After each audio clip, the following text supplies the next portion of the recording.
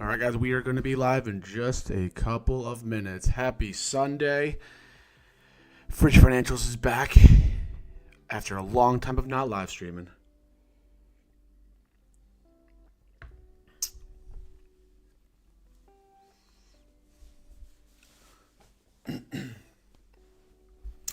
On the agenda for today, a little bit of everything. Financial news, Chatgpt trading stocks, charting stocks, everything you can imagine. It's a nice snowy day we're going to be having here up in the area.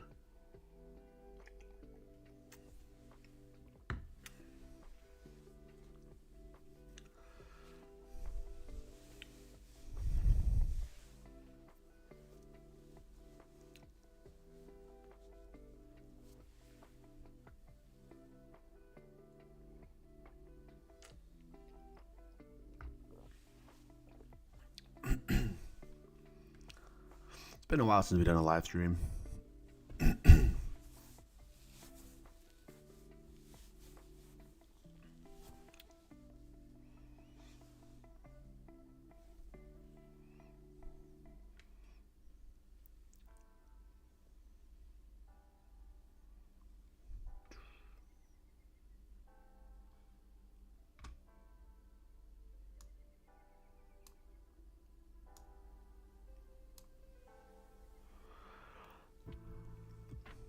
All right, so since we are in 9 o'clock in the morning start time, we're going to kick things off here. And if anybody feels free to join in, feel free to obviously play it back as we always do here. So welcome to the channel, guys. It is Fridge Financials here. And it is Sunday morning. And what we are basically going to be covering today is a couple of things, looking at how the Chatgpt's Trading Stocks Challenge is going for the Fridge Financials channel, as well as charting what I'm looking for. So if you're watching this video later on, you want to play it back and watch how I do the charts and everything, feel free to watch the video and always subscribe to the channel. We're at 349, which is absolutely insanity. I was hoping to have 300 by the end of the year, and we just kicked off January. We're already at 349. So now my new goal is for 500. So we'll see how that goes, obviously. So we will start things off here with looking at some of the trades from last week with Chatgpt. So if you are watching this, welcome in. It's good to see everybody. Happy Sunday morning. It's a snowy day here in the area. So in taking a look at these charts here, these were the 5 stocks I was trading in last week, and 4 of the 5 of them were all profitable trades. The one negative one was N2 off. Naito, as you will see, just had a horrendous week in the market in terms of selling and everything else, but it's just totally cool. You know, it is what it is, as we do more and more as time goes on here. But the fact that this Chatgpt trading challenge has gone 4 weeks straight and 4 weeks of profit, the portfolio is up over 20%. 20% in 4 weeks. And it's just me using Chatgpt recommendations and plugging those values in and just doing some research and seeing what's going to be happening as we go.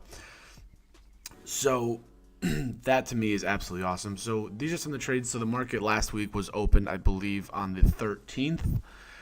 And so as you can see, like a stock like Blade Air Mobility was one of the recommendations from Chatgpt last week. So we entered in on the 13th. It was like somewhere around here, the first candle of the day. And it actually kind of follows these levels pretty nicely, which is actually really awesome. Thankfully, the PPI data, CPI data came out better than expected, made it so much better for us, made some money on it as a result. Could not complain about it. But so what I'm going to be doing is kind of really showing you how we A, prompt Chatgpt, and B, what do I do with that information as we go. So we shall hopefully see how it goes.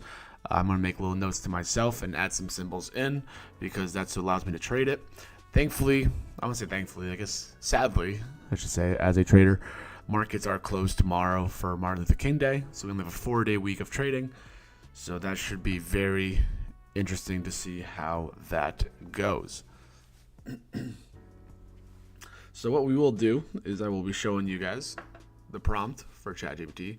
We're going to see what it looks like in live time, what it generates, and what my logic is and reasoning is in looking at certain companies and everything else. So hopefully you guys are able to be along for the ride to learn a couple things as we go.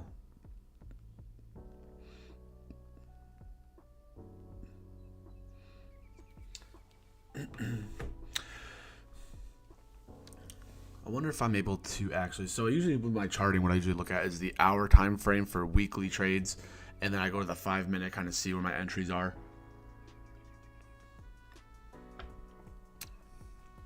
It's a nice chill Sunday here.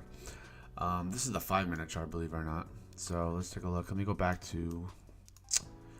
I got such a bad entry this week on these stocks because I was at my job and just was a bad entry. Maybe it was a good entry. I don't know. I think I entered in around like here. Somewhere Monday morning market open. So I didn't get right in at the buy. It kind of sold off a little bit, which I guess was kind of a benefit for me. If you're new to the stream, guys, come on in. Welcome. So we're just looking at some charts from last week. The Chatgpt trade portfolio is up 20% in the last month. Absolutely killer.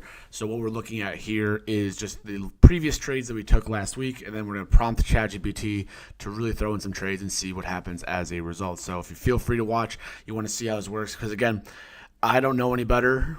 So maybe ChatGPT knows better than I do. So what we're looking at here is just some of the charts I did last week.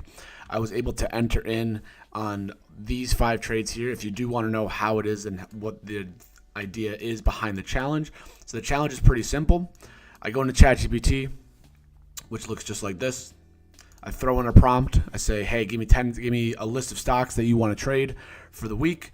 And then I take $500, put $100 into each one. Maybe if it's 6 stocks that I like, maybe I'll do like less than that, and just write out the trades for the week. I don't buy options. I just buy penny stocks, as you'll see here. Buy them and just hope they get some huge pump in the market, and we make some money.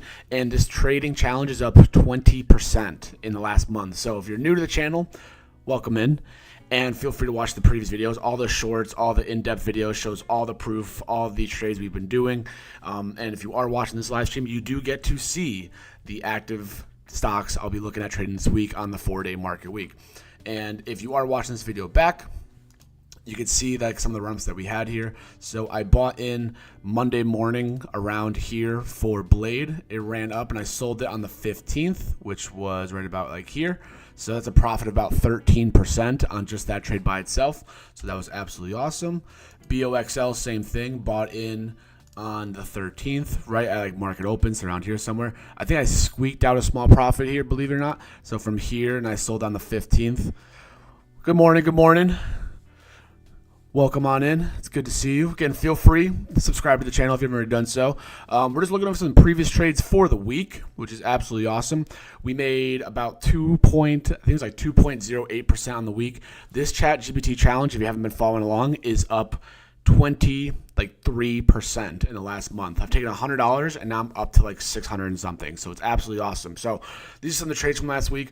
BOXL did not really do too much for me. Thankfully, I was able to make a profit on it. The big profit runner for me that I had this week was BTBT, Bit Digital. I bought in at market open, not a little bit after market open, down here towards the bottom, which was absolutely awesome. Let me just move this a little bit. And I'm going to do right now in the next couple minutes, I'm going to show you how the prompt works and how things are going to work. So feel free to drop your questions down in the chat.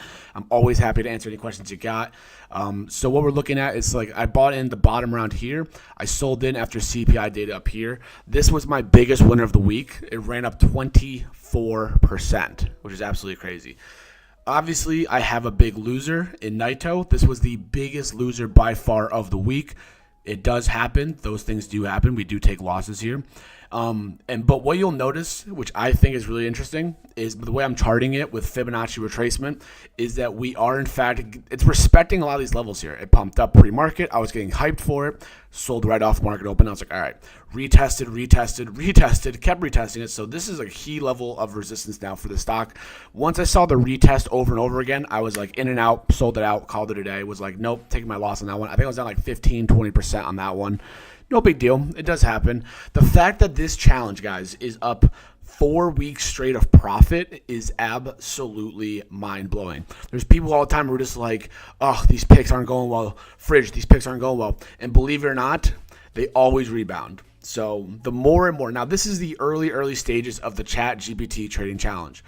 By all means, this is not going to be guaranteed success, but the fact that we haven't blown the account in 4 weeks is crazy, and we're on to week 5. So what I will do is I will pull up ChatGPT. I will show you guys the prompt. This is the prompt. Let me see if I can get it pasted in here for you guys. So this is the prompt that I am throwing into ChatGPT, and I'm really hoping. I use Webull on my desktop or on my mobile app, as I'm always out working when I'm opening these trades, because market opens at 9:30 here on the East Coast, and I'm teaching at the time. So I have to do like limit orders, market orders for the market while I'm teaching. I would love to be like, guys, give me 5 minutes so I can trade, but I can't do that, unfortunately. So I have to use Webull for it to get in and out of my trades. But Webull is very, very nice, because you are able to set the stop loss, take profits pretty quickly. All you got to do is say take profit here, stop loss here. It puts in both orders for you. And then once it hits one, closes out the other one. I've loved Webull for that reason. The charting is easy to use. The account management is easy to use. The stop loss, take profits are very, very nice. I loved using Webull. I've been using it now for over a year because I just recently opened up this account. Absolutely have loved it. You can do it with anything, though. Obviously, you can do it with, like, my main account is my Robinhood, with my taxable account and my retirement account, both in Robinhood. You could use Fidelity, TD Ameritrade, you name it, like, it's there for you. Awesome question, though. So this is the prompt I'll leave up here for a minute for you guys to take a look at here. And I've been refining it as you look. If you've watched these videos, if you've been following along with this channel for a little while, you could see the progression of the prompts and how the prompts are working. So hopefully you're able to see that progression. Before it was like, give me some stocks to trade. And that was it. And now it's actually really refined. So this is the prompt that we're doing. Now I added this in here. So we use different sources from the internet to write up a list of stocks and main ideas for each. So that way it not only pulls the stocks, but it also tells me a main idea as to why it pulled that one. And then I also added in recently, use internet articles written within the last 14 days. So recent news, recent updates, recent, not insider trading, but because that's illegal, recent, buying, selling potential that people are seeing. Those kind of things are definitely what I'm looking for, because I've realized I've sent this chat over and over and over again, and it just keeps giving me the same stocks. I'm like, I don't want these. I've already traded these. I'm looking for the next one to go for. So we'll see what happens. Here's going to be the generated list as to what we have coming up here. So we'll see what ChatGPT pops up with here. Let's see what it does. I don't really know. I haven't done this in advance, so we'll see what happens. So here's a list of all these stocks. Some of these stocks are a little bit of a some of these stocks are repeating, so we'll have to wait and see how we can play around with that one a little bit. Nikola is in one. Again, if you've watched my videos and you've watched how I've done this, I stay away from EV vehicles all the time. So Nikola's already out right away. RGTI, I'm trying to remember if I've already traded that one or not. I don't know if I have actually traded RGTI. I lose track of some of the ones. So RGTI, a bunch of quantum stocks, which is interesting. Opal Fuels always pops up. Have never actually traded it. Always pops up. Biopharmaceuticals, I stay out of. Blade, I just traded. So, interesting. Baozun, I haven't traded that one yet. This one is biotech. Get out of here. PLBY Group, haven't traded that one yet. Porsche Group, have traded already. UCAR, Verb Technology, Lucid Motors, TeraWolf, which is cryptocurrency, which would be interesting to look at. So we're going to see if these actually do, in fact, work. If I'm not liking the chart setup, we'll go through each one. If I don't like the chart setup, I'm just going to move on and just kind of come back to it afterwards and see what's going on here. So I'm taking a look at Nikola. Absolutely not. I don't trade the EV vehicle space. I did before. I bought Tesla shares. I own Tesla stock. I own a lot of it. Sold it out, even though I could have made a lot more. Sold it out. Never going back to it. So let's take a look at RGTI. What do we got here? So RGTI. So I'll look up the stock here and I'll say, okay, take a look and see what I'm looking for here. And what I look for a lot of the time is a recent pullback from a pump. Because what tends to happen, for whatever reason, is that I don't like to look for stocks that are in a constant momentum shift upwards. Because all it takes is a rug pull and then that's it. It's over. So I don't want to get caught in the rug pull. It looks like it had a huge kind of pump up right here, and it had a huge pull back down. So what I'm going to be doing now is I'm going to be looking at doing a Fibonacci retracement, which basically marks out key levels after a stock has retraced. So I'm going to do a fib retracement. I'm going to go from the highest point, which was at $21, all the way down to the lowest point, which is about $5.50. And I'm going to see if I like the levels we're looking at right now. And honestly, I mean, not too bad of an option to look at trading here. Our guys had a huge fall after. Yeah, exactly. So I'm looking for those stocks to have that volatility, but looking for the pullback from that volatility. Because if this stock was pumping up, this Chatgpt has given me those stocks where it's been up like 100% already. And it's like, oh, buy into it. I'm like, no. Knowing how markets work, people take profits. They set up those values.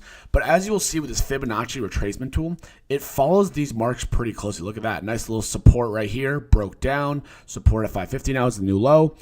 Support broke through. This is now the resistance level here. So what we're potentially looking at with a market open is maybe going from an entry down at like 926 or so, and then hopefully up to 11. So you're looking at probably, if it was to go from here up, like a 15% move potentially, give or take. So I'm honestly not going to mind that stock right now. I'm going to put that one on my watch list because I'm not going to lie, it kind of seems like it's not too bad of a little stock there to go with. Only because it looks like it's got some nice support here at 926. We'll see what happens. The huge thing that people are getting ready for is the inaugurations tomorrow. Who knows what's going to happen with the speech tomorrow? Nobody knows, right? You can have a huge market sell-off. You can have a huge market pump. Who knows? So if I was to take a trade in RGTI, I'll be looking at setting like a buy limit a little bit lower than where it's at right now. My stop loss will be under 926. So I'll have a stop loss around here somewhere, maybe at like $9, whatever the case is. And then my take profit maybe 11.58.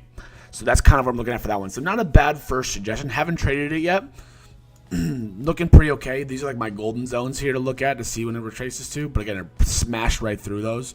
So potentially could be a decent trade option that we got going on here. Another one that we've got going on is, let's see what QBTS is. Again, more quantum. Obviously, quantum is like the major talk with tech and everything else. So quantum computing here, let's take a look. Trading at $5. Again, it's gonna follow very, very similar to QBTI or RGTI, I should say. That's what my guess is gonna be. So again, huge pump recently. Market has gone up a lot for it. It's got a nice pullback here, so I'm gonna look for the nice like swing low value. So I'm looking at the high of 1058, swinging it all the way down to 535. And again, it's respecting these levels pretty nicely. So here's a nice little golden zone right here I'm looking for. Respected this level for support. Absolutely awesome. Became resistance, it looks like. Retested it, came back down, broke through now. Now coming back down for a retest. Again, so maybe quantum could have that potential. I love to see that it's down about 9% because there is a little bit of selling pressure then, which means we could push a little bit lower, get a better entry in potentially. So I'm going to mark this one as well. If this was like closer to like a resistance level or resistance zone, I probably wouldn't mark it as much. But we're going to mark it. Again, these are not the end-all, be-all stocks that we're going to be going into with. I don't want to put a lot of money into the quantum computing aspect because that's just way too centralized. But again, another potential option would be QBTS. What else do we got here from ChatGPT? Opal Fuels. So going over here to Opal. This one pops up like every week, and I don't know how I feel about that. Only because I just don't know how I feel about that. And this looks like it's doing like absolutely nothing. Yeah, I am not loving this. What does it look like on the daily? Yeah, I mean, I don't like how it's like there's like not a lot of volume in the hourly. It's a lot of choppiness, it looks like. I'm not a big fan of that one, so I'm going to skip Opal Fuels already. Just for that reason. Nothing more than that. Just not feeling it really as much. Again, if you are new to the stream, feel free to subscribe to the channel, follow along for more, turn on those bell notifications. We're doing ChatGPT trades here, so we're letting ChatGPT make the decisions here. Bio getting out of here. Blade, I already traded Blade. I don't think it's in a good spot again. I can take a quick look. 'Cause I already have it charted from before. Let me see. Blade is at... Yeah, so like this would be the example. Like I marked out the high and the swing low, and then it did all this kind of stuff. I could move this down and see what it does, maybe. Still, I'm not liking where it's at right now. It's like in like the higher lows. I'm not liking that really as much. But all good. Let's go to the next one here. What we got? We got Baozun. Never even heard of this one. Obviously, I haven't heard of like many of these stocks at all, which is totally fine. I already tried this one before. Let's see what we got. So this is an example of basically showing us to why I wouldn't chart it, or why I wouldn't trade this one. It looks like there's not as crazy amount of volatility, but also going from the swing high down to the swing low here. Right now it's trading close to a resistance, it looks like.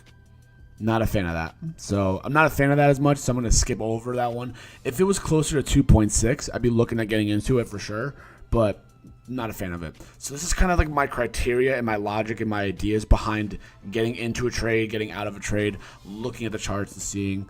Biotech, again, no. PLBY. Let's take a look here. PLBY. On the hourly. So with PLBY, which is an interesting one, if you had done like the fib from like here down to here, you would see that's kind of followed that like nice little recovery, all those different levels. I'm just not, it's already had a nice swing up. I'm not looking to follow the momentum for it because I have no idea what could happen. Yeah, it's already up 50%. So no thank you. I'm already missed out on that one. If I had gotten like around here, I would have capitalized a lot of gains, but it's all good. So PLBY, hopefully it pulls back at some point. Maybe we'll get another time for that one, so I'm going to ignore that. Porsche already traded. EV vehicle, absolutely not. Verb Technology, I don't know if it's even like on here. Some of these stocks, this is the problem with Chatgpt. Some of the stocks it recommends, it doesn't give stocks that are listed sometimes, because again, it does fall a little bit behind as a catalyst. Again, this one has like not a lot of volume, it looks like. What's the daily volume looking like? 36,000. So if you take a look up here, I'm looking right up here now at this point, volume is like less than 100,000. So this is where ChatGPT is wrong, because I said make the average volume be 500,000, and it's not. It's a little bit less. So not a fan of that. TeraWolf, Lucid, again, getting out of here. Verb, no. Advent Technologies, develops and manufactures fuel cells. Okay, let's see if they have a good volume for here. What is it? AD. Advent Technologies. Not a lot of volume here. They're not even 100,000. Don't like that. So here's the problem with using ChatGPT, guys, is that you don't really quite know what it could be doing, and it could be pulling information from like way outdated sources sometimes. So that's why it's not just going blindly off of it. It's also using this idea of you have to do a little bit of research yourself still. So it's not just going in blind the entire time. That's kind of what my focus is for it. So that's kind of where we're at right now. So I'm not gonna do that one. So this is what I'm gonna. And the other one was what? Wolf, which is a cryptocurrency, I believe, which I already have marked out here. This one gets a lot of volume, which is awesome. I'm curious to see if it's had a pullback. Nope. So if you were to chart this one as a pullback, you would have had the fib level from here down. Like you could have been making some serious cash on the recoveries. And look at it again; it respects a lot of the fib levels. This is why I've been using the Fibonacci retracement. It just respects the levels pretty nicely. Respects it right here. You have some support up here, some resistance now. Support, pullback. Now it's resistance again. So this is one of those things where it's really just a simple tool to use, but it's very, very effective. So right now, I've only pulled in 2 stocks. So let me get rid of this one because we don't need that one anymore. Get rid of that. I'm going to get rid of my old stocks that we have here. So right now we're looking at literally only 2 cryptocurrencies, which is kind of, or not two quantum computing stocks that we're looking at right now. Nothing crazy, though, for that. I don't like that. I want to look for more. So I'm looking at these 2 right now for the following week. QBTS, RGTI. That's what we're looking at.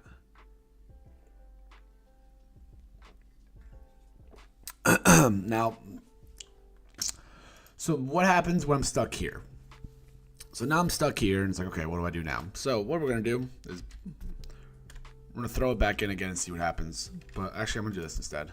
I'm going to take this and say, can you generate more stocks with this criteria? I want to see what it pops up with first. Let's see what they pop up with. Oh my god, yep, these are some AI again. Fisker, nope. Virgin Galactic, nope. Electric vehicle, nope. Which I think is delisted. Interesting. Let's do this. Let's throw this back in here and see what happens again. We're gonna keep throwing prompts in until we get a nice list. Let's see what happens. See if it gives me different ones. Is it giving me the same ones again? Yep, it is.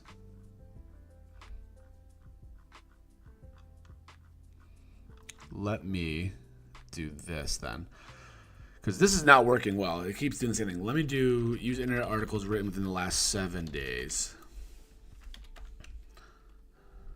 and then suggest. Oh my god, I'm trying to get rid of the caps locks. I don't want to think it's yelling at me. Suggest stocks not listed above. This is the problem of like why I do this sometimes, is that I have to keep playing around with it over and over again. So I'm really curious to see what it's going to do. It's going to give me the same ones again.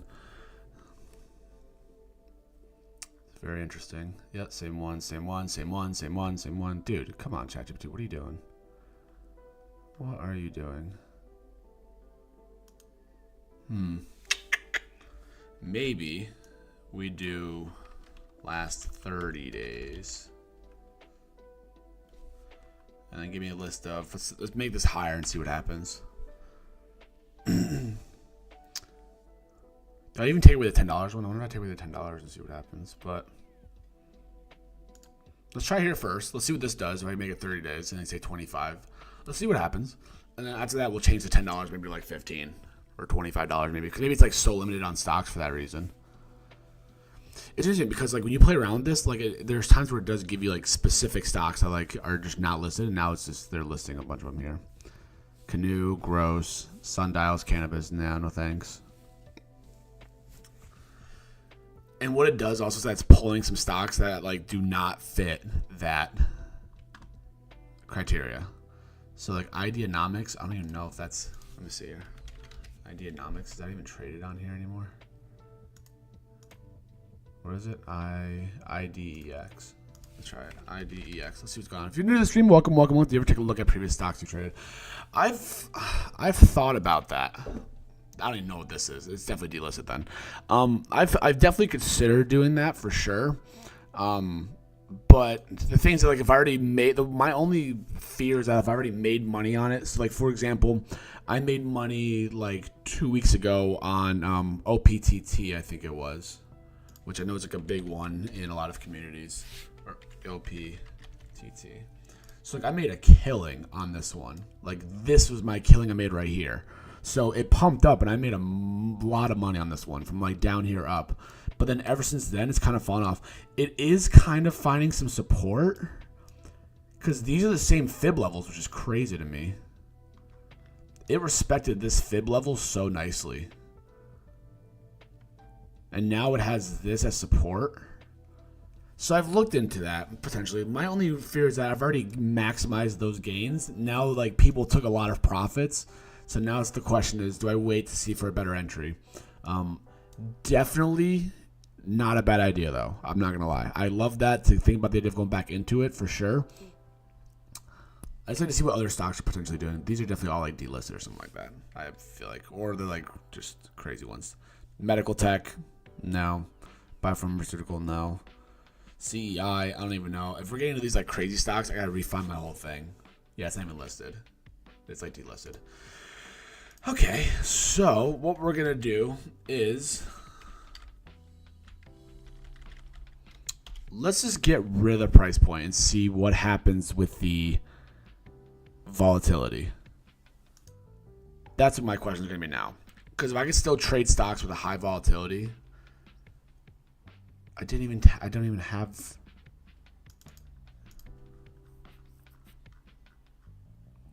It's generating the same thing. This is the hard thing about using GPT over and over again, is that like it's just like, oh, $10 stocks. No, I got rid of that. Include stocks that are not under $10. I want to see what this does now. I want to change the price point. All right. Let's see what we got. Altria. Honda. Wells Fargo. Kinder Morgan. The banks reported their earnings, though. It's probably maybe why. CVS. This is the problem that you face with ChatGPT sometimes, is trying to really figure out and refine it to make it work for you. So let's do this. Trading stocks that are under, let's do $20. Let's see what happens. See how everyone does $20 to see what the difference is. Oh, this is new. Huh.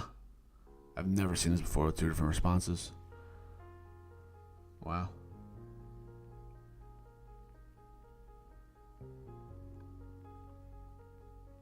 Responses may take a moment to load. I hit the free limit. Oh, dang. Oh, dang. That's unfortunate. All right, let's see what's the difference here. Those are the same. Those are the same. Those are the same. Consensus. It's biopharmaceutical again.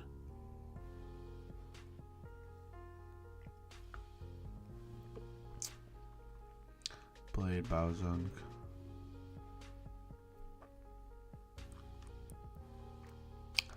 I've never seen this prompt actually pop up this way before.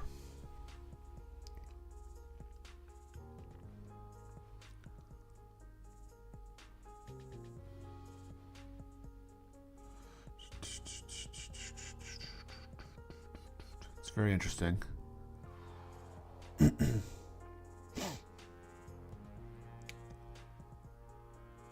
one do you prefer, I guess? This one? I don't know. Yeah, it definitely is interesting to show different ones. For sure. Use different sources. So is that going to change the prompt, I wonder? No, I'm going to use a different version, maybe, I wonder.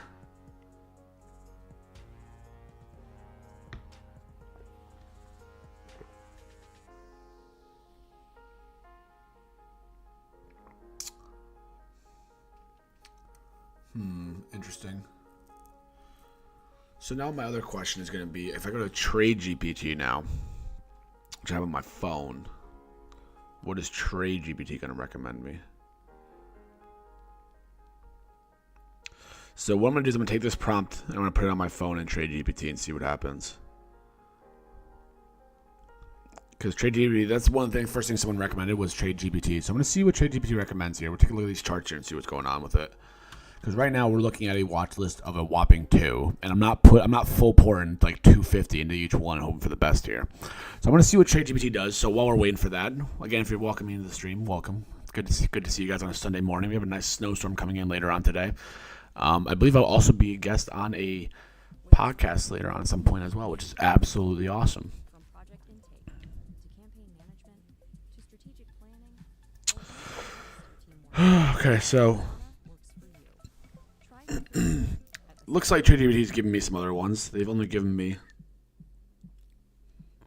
4, and I asked for like 15.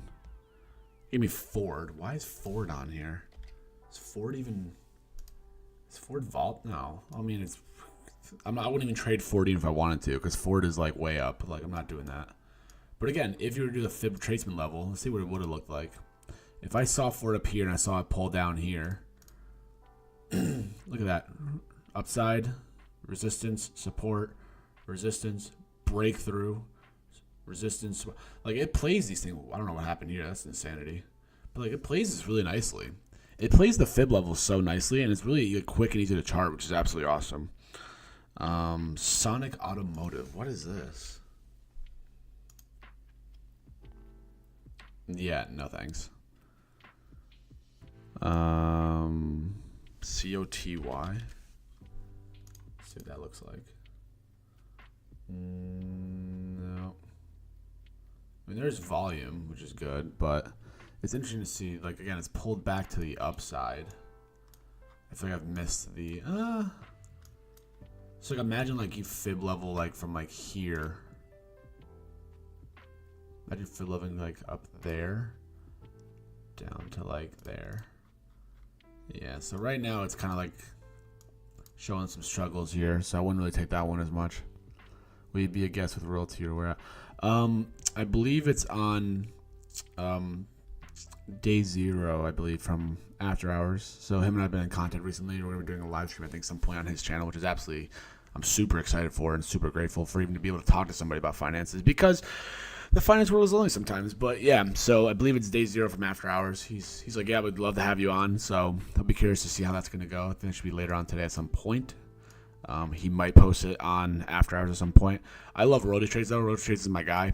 He's the one who I've been like following for like the longest time. I met him in a different Discord, and then he moved over, and now I've been working with him. Content creation, editing, working with him on things, looking at trades, giving my insights for sure. Because a lot of these like trading discords, you know, they just talk about like day trade and stuff like that. But like I bring this perspective of looking at economic data, what the market's going to do, how they're going to react, like all those different kind of things to kind of give perspective for things. Like if I look at the Discord that I called out the PPI data and the CPI last week, it was like almost spot on. Like it was crazy. So I was super excited for that. So that's why like I think I'm in those kind of discords, even though I don't day trade, because obviously like my job I can't day trade with my job right now. I think it really gives different perspectives, which is absolutely awesome for sure. This is just, I asked for like 15 stocks and it gave me like 5, which I don't know why. It's kind of annoying. Okay, if you're new to the stream, come on in. We're 1 sub away from 350. So if you're watching this and you're not subbed, feel free. Yeah, there we go. That's all it took. It happened right after. You guys are awesome. Again, this channel has been absolutely crazy. I've been looking at just even getting into, like, my goal is to get to like 300 in like a couple of years. Remember, the fact that we're already at 350 is absolutely like wild. So like, if you ever wanted to see what the channel looks like, here is the channel and what it is that we're doing here. So it has all the things about ChatGPT, but this is not just some crazy. Benny Boy, thank you for the sub, by the way. I appreciate you so much. Hey, man, I love you too, dude. I appreciate that. So if you ever thought about if you're subscribed to the channel, don't worry. You get a lot of important data, a lot of things. It's not just a bunch of day trading. It's financial education. The main goal for this channel was to do financial education, not just to do like YOLO swing options and just hope for the best. So this channel, you get a little bit of both. You get the gambling aspect of ChatGPT. You get the actual educational aspect of dollar cost averaging, how Trump's inauguration can impact the inflation data and stuff like that, how long $1 million actually goes. I just made recently. So you get a lot of different things here. I do giveaways also. It's crazy that I had a 200 sub giveaway. Sambo, hey man, dude, Sambo's my guy, dude. Sambo Trades is my guy.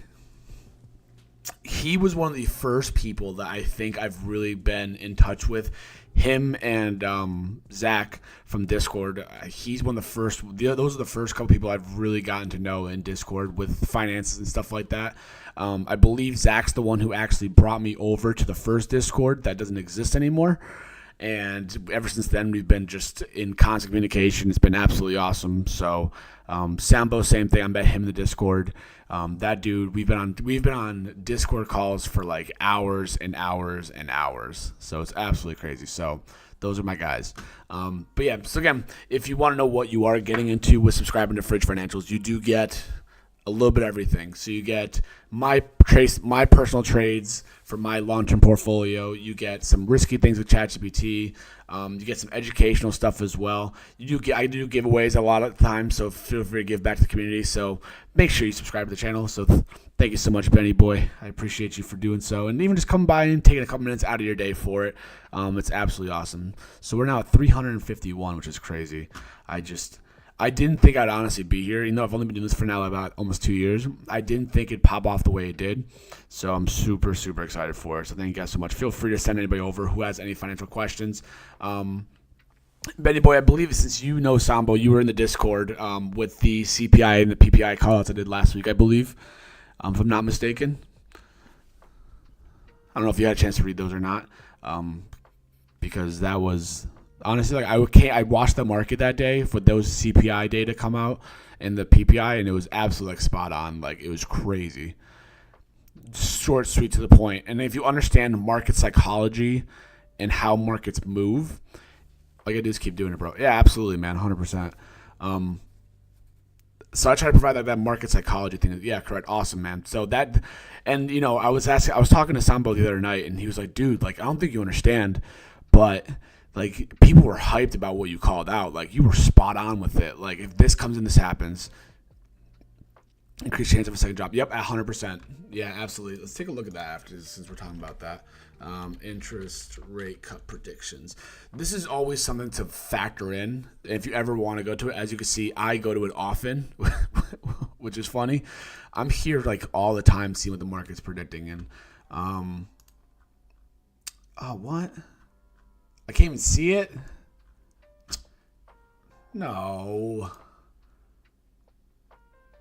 Quick strike will temporarily be unavailable. Oh, that's depressing. That's okay though.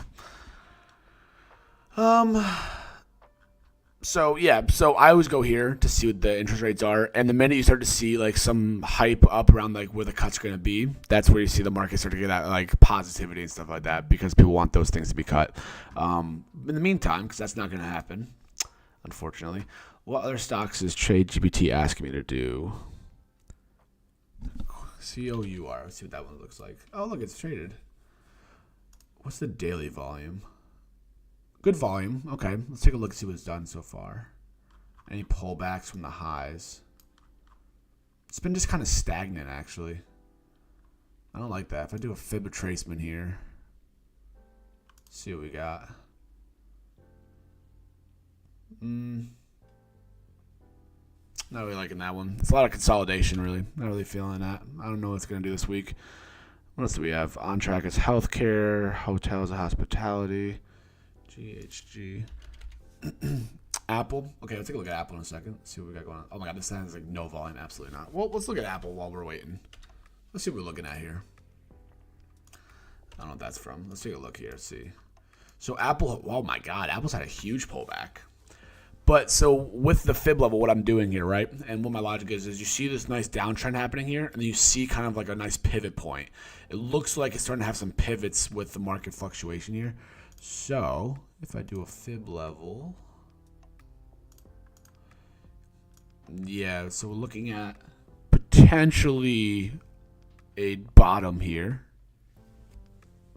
And then we'll be looking at potentially having a little bit of an upside swing, potentially, it looks like. So that'll be interesting to see what's going on here. The upside is about 2.5% upside swing, potentially for like the next couple of days, maybe. Let's see how it does with the levels. Respected the level. Became resistance. Broke down in the golden zones. Broke really down through it. Retested the golden zone. Retested again. Yeah, so it looks like this is your support is at 240. Is a big support level right there for you if you're looking at that one. Definitely something to look at for sure.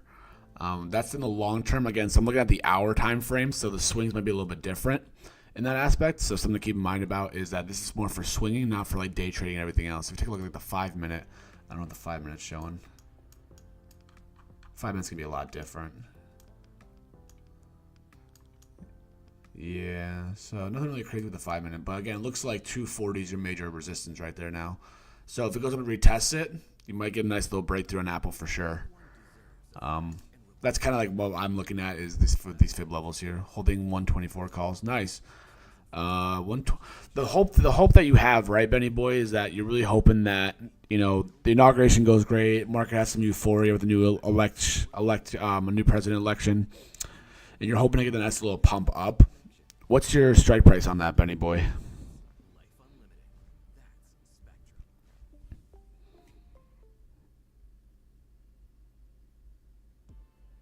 Oh my God, I'm looking for. Come on, ChatGPT. What are we doing here? What are we doing?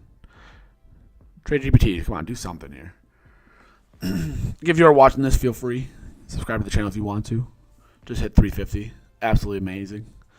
Every subscriber is awesome.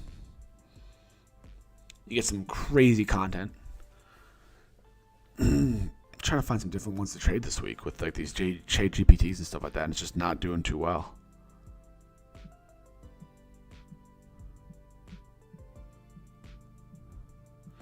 Maybe I should bring the volume down a little bit, but maybe I get rid of the volume, I should say. 232, 240. Yeah, I think my only concern is going to be, again, that looks like 240 is that huge resistance level, it looks like. Because you've gotten support, broke, retested resistance, retested again. So it could potentially break through here, 240, but 240 is like that tough little section to look at here. 232, though, is a pretty good one because you're looking at 235 as your next support to hopefully go up and retest. You get a little bit of a market pump. We're looking at a potential upside of like 2.5%. You can get that with a nice little pump in the market in the morning or in the next couple of days with the election and the inauguration. So you get a nice little pump up here to 235. Next stop's 240. If it breaks 240, you know, the thing that people always say also, which I think is interesting, and you can look at it in two different ways, is this, right? Some people say, oh, it's retested, it's going to bounce off it again. But the other way of looking at it is if you keep punching a wall, eventually it's going to break through. If you keep punching it. The more and more you punch it, the weaker it gets, the more likely it'll break through. So maybe punching through 240 might actually be the chance where you actually get a punch through to the upside. That's just another way of looking at psychology perspective.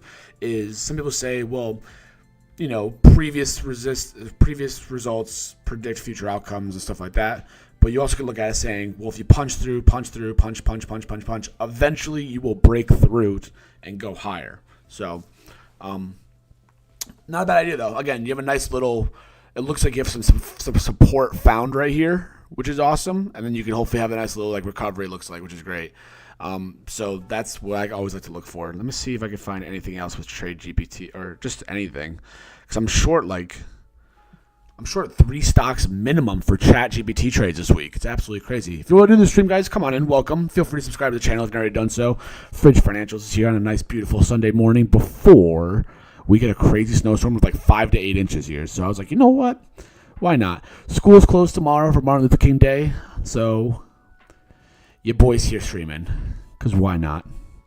I always like to talk to people in live with things, you know. I can't bottle up all my financial stuff I talk about. I get so like antsy. I feel like I need to get it to let it out and let people know, hey, here's what I got.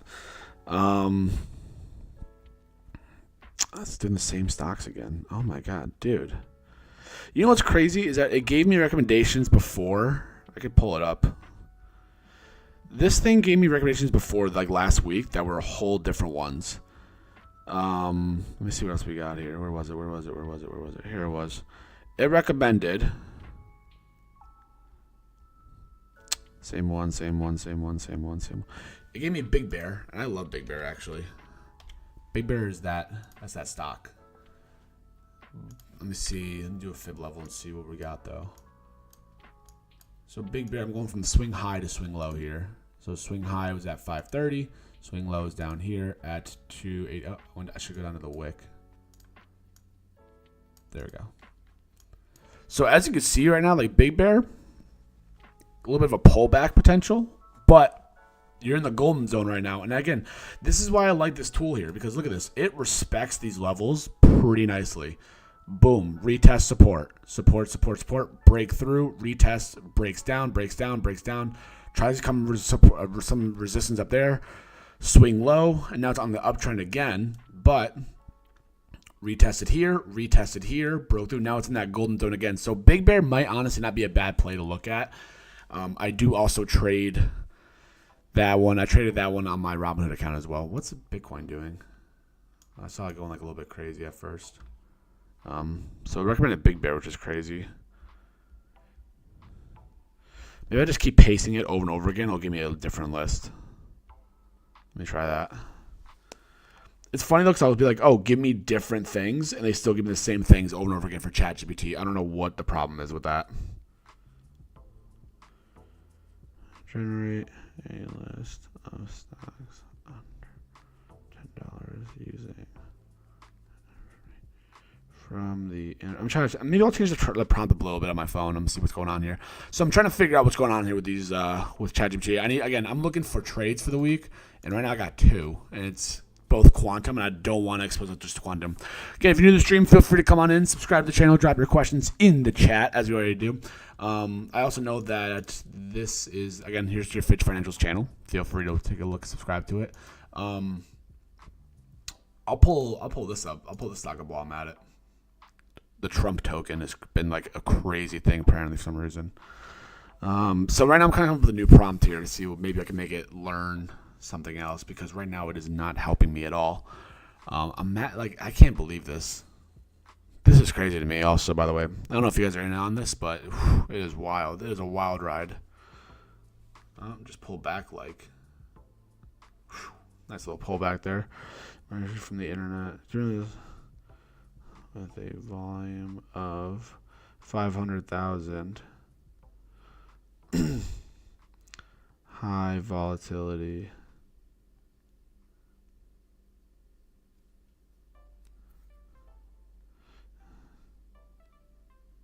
Use articles from the internet to pick stocks.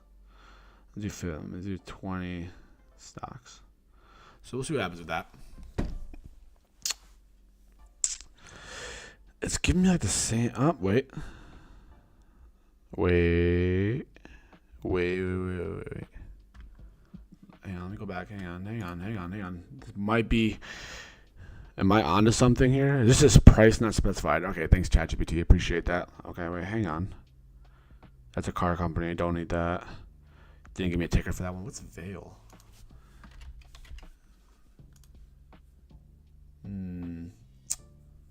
What is this candle? Holy Lord. Let's see that. That is a crazy candle there. What is absolutely outrageous. All right, so not that one. What are half of these companies? I just got a new potential list. Let's see what we got. Telefonica. What is this?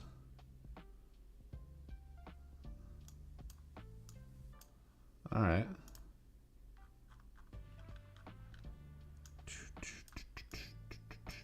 She's already kind of got that like little recovery though. I have no idea what that stock even is. Nokia, no. I don't know if I trade Nokia. That's a weird candle too. No, not liking that. Look at that one. Serve Robotics. Ooh, why not? So again, like you're already looking for like that, like nice recovery here. So look at that. There's a nice little bottom right there. It's already pumped up. Now, but again, now you're at a key like resistance level. So this is an example of a stock I would not go into, because right now you're looking at a resistance level right here. So who knows what's going to do in the after hours. And again, it respects the level pretty nicely. So it could break through, or it could just come back down. So that's way too much of a risk for me. So that's an example of what I'm looking at here in terms of what we're doing here. Let me take a look here. NNE. What's that one? Nanonuclear. Nope. Recovery. Oh, come on, ChatGPT. Come on. Pick stars. Let me do this instead. Generate a list of that have a high implied volatility, have a volume of. Let me shorten this down maybe and see what this does. Because right now I'm looking at a whopping 2 stocks. Digital World Acquisition Group. Digital World Acquisition. Okay, this thing does not hit my thing sometimes. Beyond Meat, Palantir, Riot, Marathon, Clove. What's Clove looking like? I know Clove's a big one people trade a lot of. Yeah, so that one's just been pumping.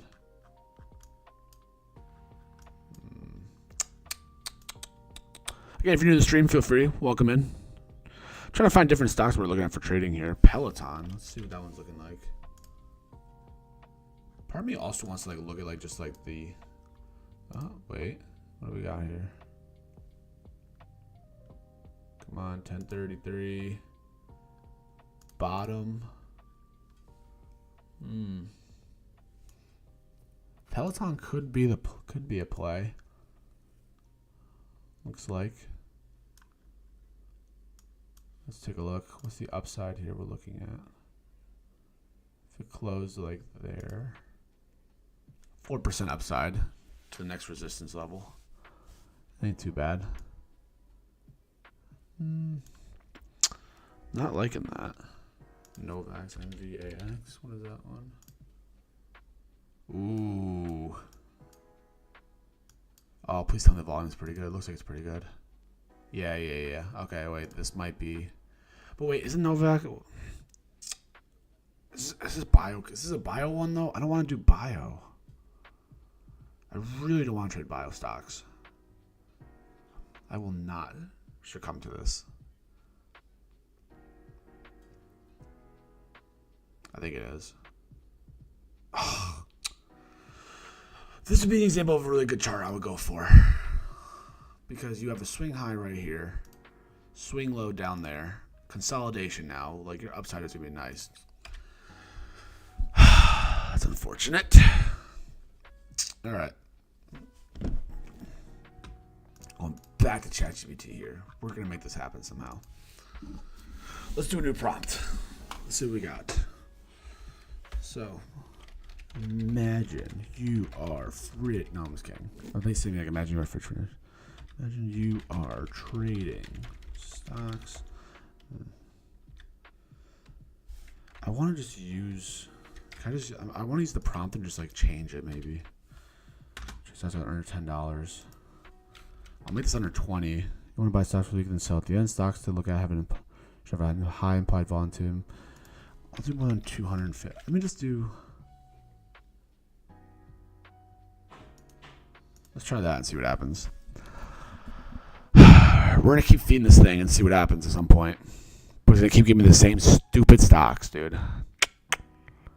Like HST, is that even like actually like what it's... Does that even hit my criteria?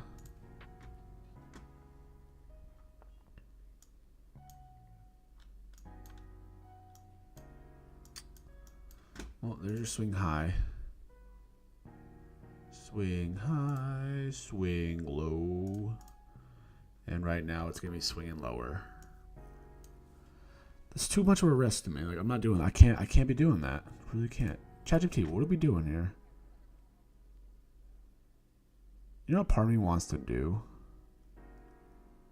This might be a stupid idea also.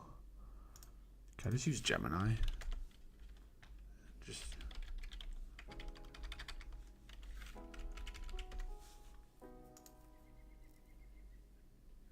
Oh, dude, we might have... I am so curious to know what Gemini is going to tell me. Because Gemini literally is using Google. It's still AI. It's not ChatGPT, but we'll still keep it the same challenge. Let's see what this does. I also may have to pay for like a huge subscription at some point, I feel like.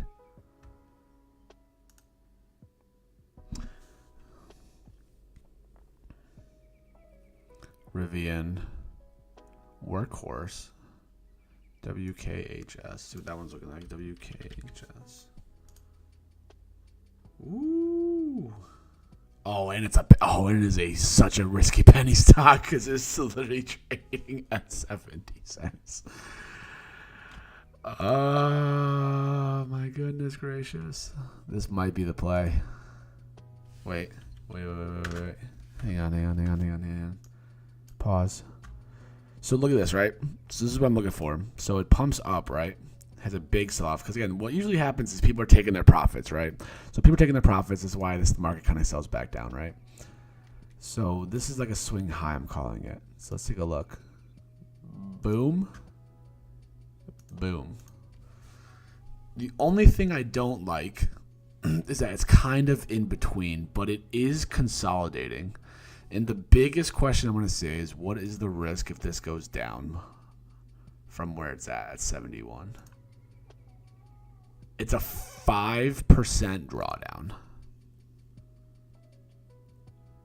So it's a 5% drawdown. What is the upside, though? If I go at 71 cents. 3% there. But 8% there. Interesting. A lot of consolidation here, too. Look at that, bro. It's been testing this. Let's testing the line. Let's throw a workhorse on. Why not? Thanks, Gemini. So now we're looking at Gemini instead. So the interesting thing about this challenge that's going to be happening is that, it's Chatgpt picks. Like, it's not anymore. It's going on to just all AI picks, basically. So this is one from Gemini, which is totally fine. So we got workhorse. QuantumScape. I've actually looked at QuantumScape a little bit of time too. QuantumScape. Let's see what we got here going on here. QuantumScape. Oh my god, look at this, huge.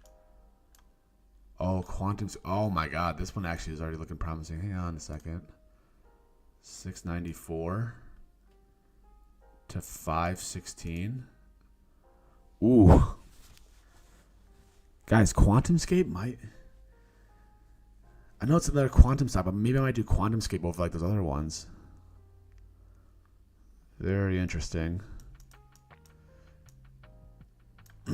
But again, take a look at it. This became support, broke through, retested, support now down here, resistance, broke through. So it's gonna come back up to here. It's gonna retest 558 maybe.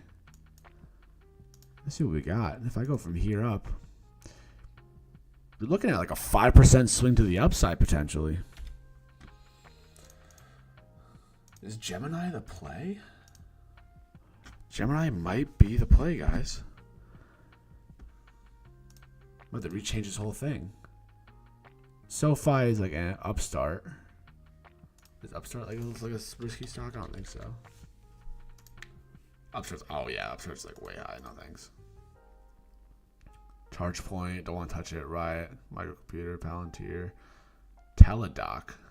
All right. Let's see what Teladoc's looking like. I know they're a little bit of a higher price usually. Oh, they're not. Okay. Look at that. Swing high. Swing low. Pre-market swing high. Oh, this is right at a support level. So again, if you're new to the stream, welcome in, guys. We're looking at using just AI now at this point. I'm just ChatGPT, just looking at AI stocks to trade at this point in time. And just kind of trying to see what is going on in the markets. What does the daily look like? So we're hoping to pick some stocks here. Got a list of stocks to trade here potentially for the week. It's a short week in the market, unfortunately, but it is what it is. So feel free, if you are watching this, subscribe to the channel. Here's what Fridge Financials has to offer to you. I feel like I'm marketing myself, but it's totally cool. So we've got financial content. We've got gambling with ChatGPT stocks, which is absolutely crazy. If you're not aware about what this challenge is, basically I take $500.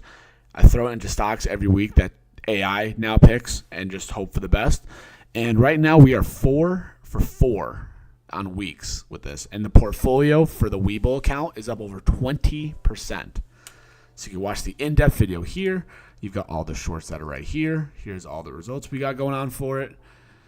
All that kind of good stuff here. You can take a look at everything there. So feel free to subscribe if you've already done so. What else do we got? What are we looking at?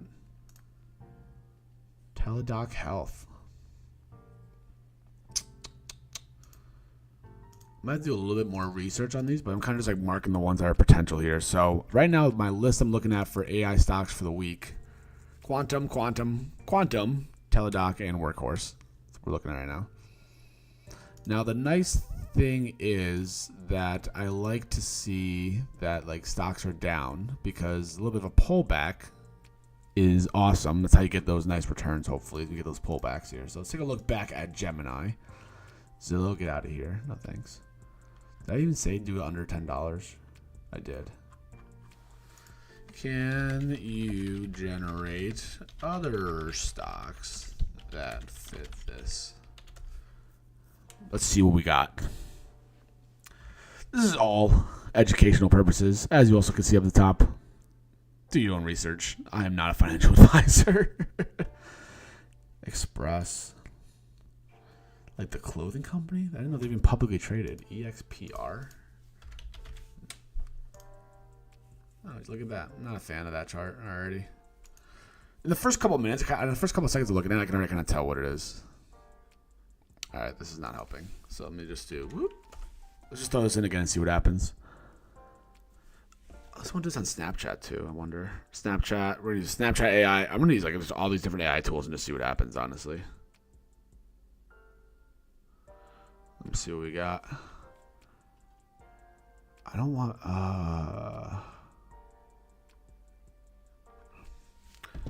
make sure to exclude EV vehicle stocks and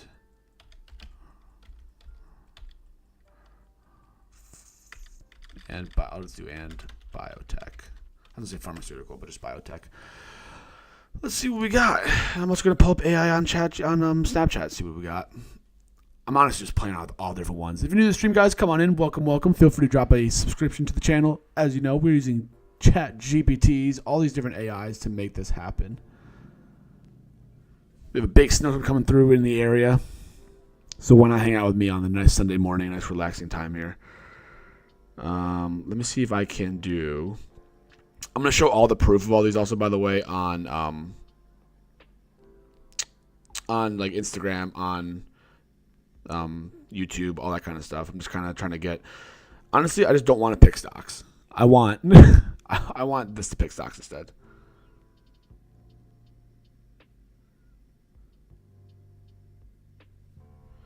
Okay, so Snapchat one sucks.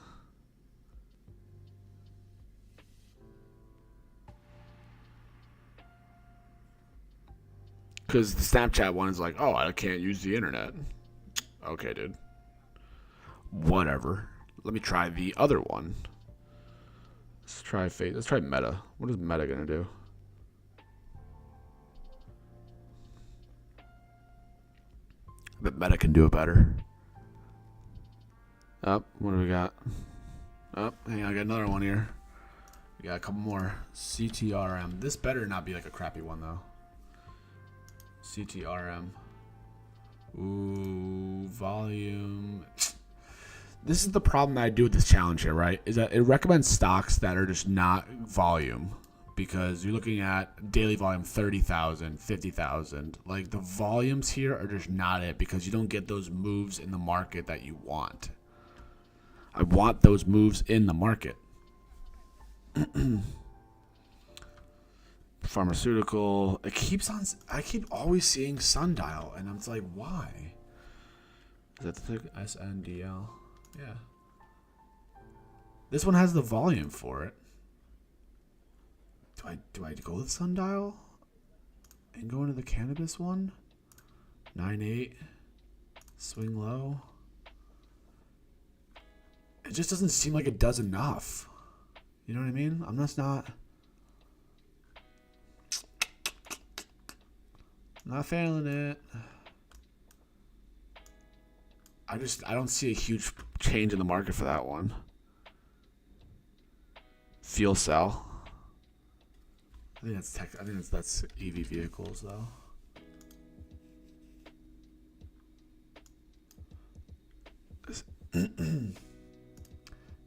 I might have to just like scrap the idea of the not using bio and that is interesting. Again, if you do join the stream, feel free to drop your suggestions that you have for prompts. Feel free.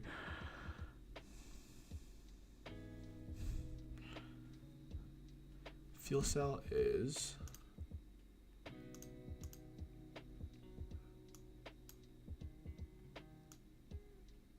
are you able to see like what they no, it's just shorting and stuff like that. Huh, okay, let's take a look here. Let's go to fuel cell. What's fuel cell looking like? Fuel cell. Got great volume. It's just energy. So, could add that one in there. Let's do it. So what we're doing right now, guys, if you're new to the stream, welcome in also, first of all. Thank you so much for taking the time out of your busy Sunday, maybe, to do it. So we're kind of just coming up with a bunch of different stocks here for lists for ChatGPT, AIs, and everything for picking stocks and everything along the nature of that. So far, these are the ones I've got listed as potential ones. ChatGPT has not been picking some stocks that have been doing too well for me in terms of, like, it keeps giving me the same ones over and over again. So I'm trying out different ones to take a look at. So, like, we have some quantum computing stocks. They're basically the same thing, which is absolutely insane. You have QuantumScape. You've got Teladoc. So these are kind of all the different ones I'm looking at for charting. We're kind of playing around with some different AIs to see what happens. This one, TIRX. And I'm on Meta right now using their AI. Oh, my God. Why did I already chart this one? I know I already charted that one. Let me get rid of that. Let me get rid of this fib level. Boop. Let's go to... It's just not a lot of volume, though, I think, right? Yeah, not a lot of volume. Actually not bad in terms of volume. Oh, that's the weekly, though. What's daily volume? Nope, not a lot of volume. Never mind. Get rid of that one. CIDM. Not even listed. Mullen. Oh, jeez. I want to go back to Mullen. That's an EV company. That one's delisted. It's not even a penny. Delisted. As you can see, this is the problem that we're dealing with in terms of AI and how they use it. Okay, what are we to do? So that's Gemini. That's Fridge Financials. Let's go back to ChatGPT.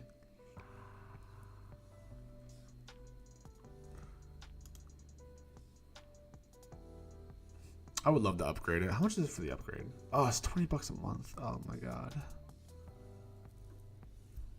Oh my god, imagine paying $200. If I ever paid for that, that'd be absolutely insanity to pay that much for it. $200 a month for the most up-to-date one. Can I do a different model? I'm on that one. What if I do without web search? What does that do?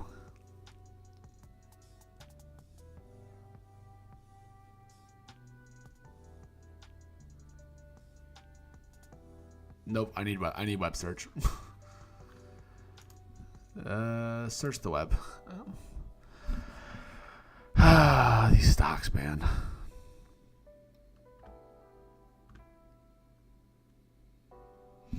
Do I just go against it and just go with MNMD? Do I like the MNMD? What does that look like?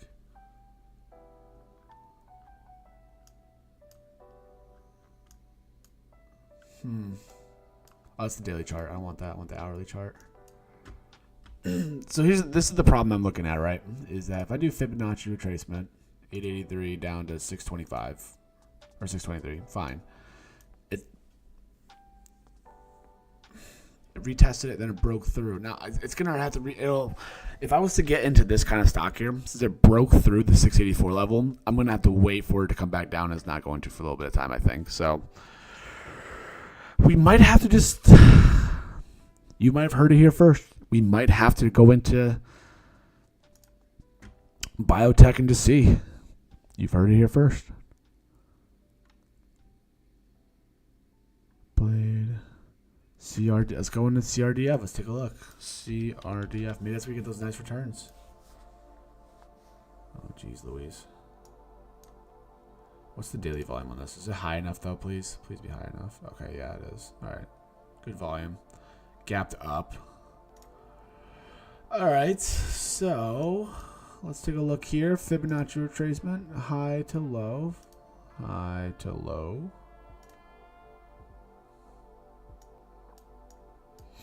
Interesting.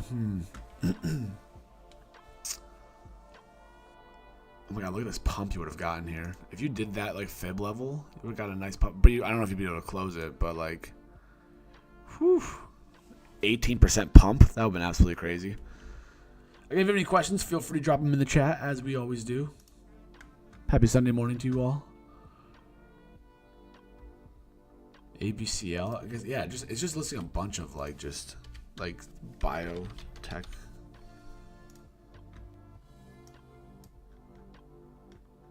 Nothing too crazy though. From a swing of like 3.4 down to there. Nothing too crazy, I guess.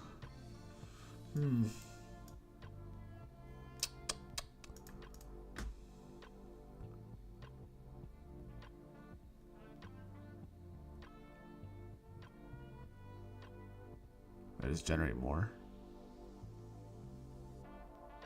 I want to say it's a bad response. Shouldn't have searched the web.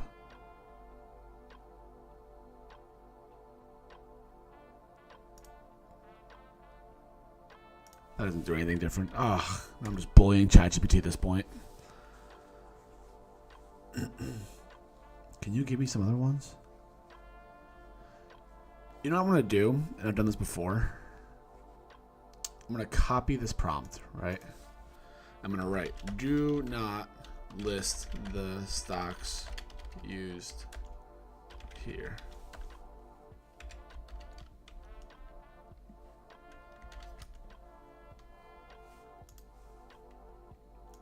Oh, does this just give me a fresh list?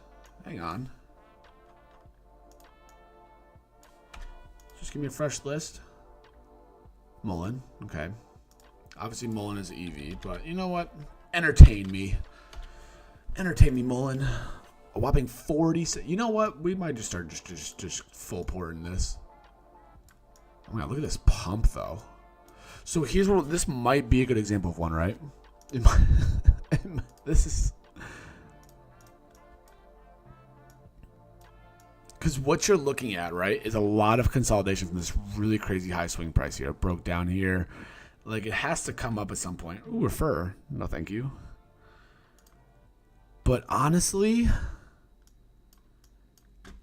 your risk to reward, 60% upside. What's the downside? Oh, 25. Ooh. I don't want to take that risk, though. Again, if you're new to the stream, welcome in, guys. Hello, hello. Happy Sunday morning. Welcome to Fridge Financials, where we use ChatGPT to make all of our financial decisions. And if you're asking why, I don't really know. But we're doing it anyways. So not going to do that one. XE. I think I looked this one up already, didn't I? XELA. Penny stock. Volume isn't that good, so I won't touch that one. American Battery, ABML. All right, ABML. What are we doing there? Not existent. Nope. Healthier Choices, HCMC. Are these even like stocks anymore? Delisted. Thank you for that, ChatGPT. Transocean. I think Transocean is on here. Rig.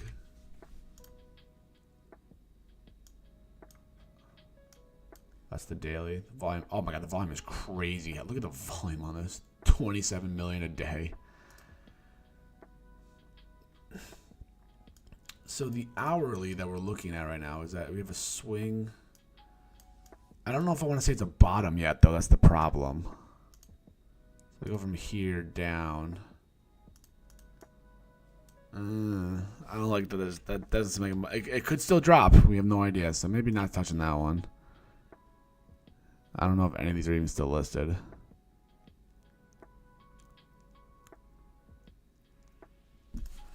Make sure these stocks listed have an average volume of 500,000. Maybe I should do 500,000. Maybe I should write out in words, maybe 500. You know, because maybe for whatever reason, it's looking at stocks that have 500 comma instead.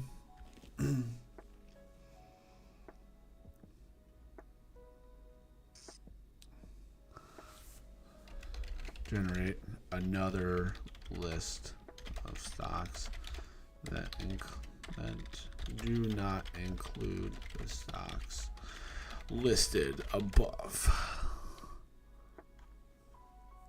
Just keep throwing things at the wall and just hoping that it works. Opal. I already looked at Opal this morning. Didn't like it. ADN. I'm losing track of all the ones that list at this point.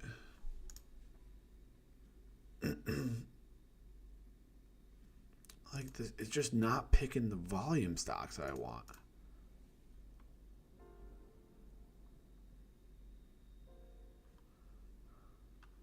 Let me do this.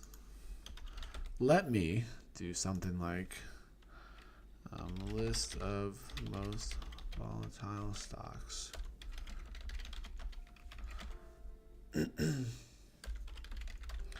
me ask Google.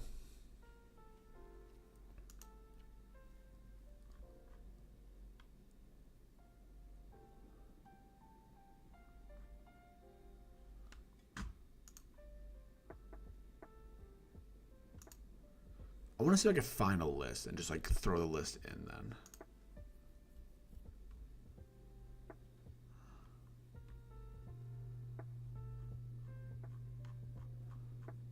If I take this website, use this website to select stocks that have potential. Does this? I don't know if this is gonna work.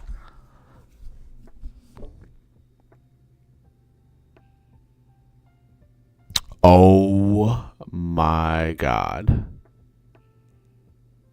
We might have cracked the code. Does it just list the ones that are right in order though? ORKT. ORKT, CHR. It just kind of listed the ones right in order.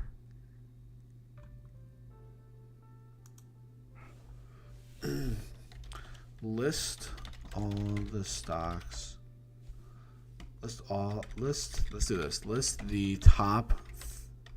All this work just drove right behind the back. Zach, shut up. I'm really trying to make this work. All right. I'm 4 for 4 this week or this month on this trading so far. Dude, let me tell you, I had Starbucks last night, Zach. Woo. It felt amazing. List top 25 stocks from this website. I'm going to do this, okay? I'm going to do list, give me the top 25. Nope. Write out a list of the top 25 stocks. I want this thing to pick. It's not...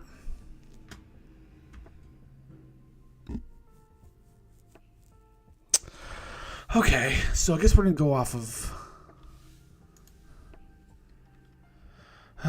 pick the top stocks to trade from this. Come on. Come on, Chatgpt. Come on. Work with me. You're not working with me. Looks... Can you pick the stocks?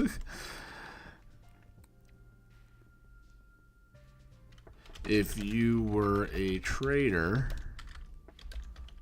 which would... This is the most social interaction I've had in a while, I feel like.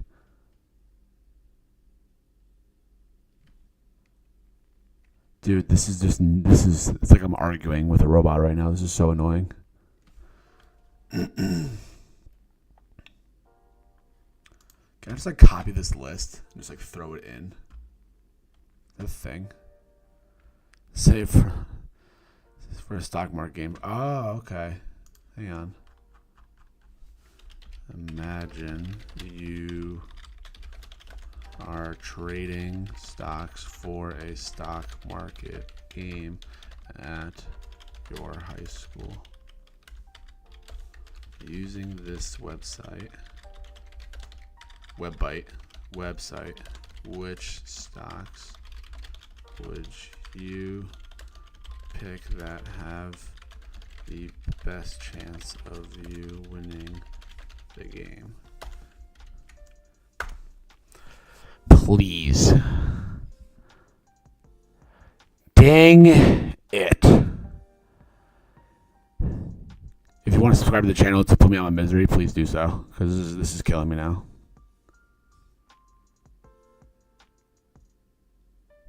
This is not helping me, dude. Like I'm saying, I'm giving you the website.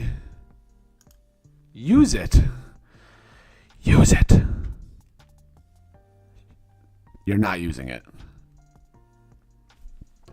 I wonder if Chatgpt will use it though. Hang on, Zach. Hang on. We're gonna make this happen. Trading view most market moving. I'm gonna make this work. What was most volatile? Okay, most volatile. We're gonna make it happen. Trading view. I'm gonna take this website. I'm gonna throw it in Chatgpt and see what it does. Let's do it. Please work. Use this website to generate a list of stocks to look at. Paste. Maybe copy the tickers and say pick from. Yeah, I was thinking that too. I'm trying to figure out a way to while that runs. I wish I could copy this list. There's no way to copy this at the bottom. Do I just do this? Oh, I'm just gonna do that. All right. Well, I don't know how this is not gonna paste well.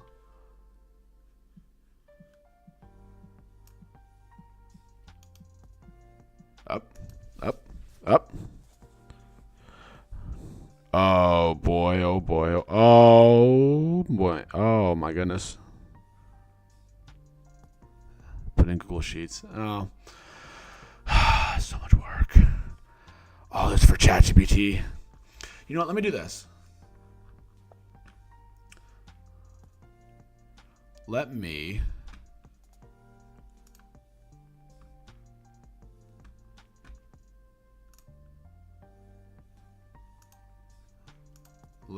can I call him? Sorry, public. Hey, it's okay, dude.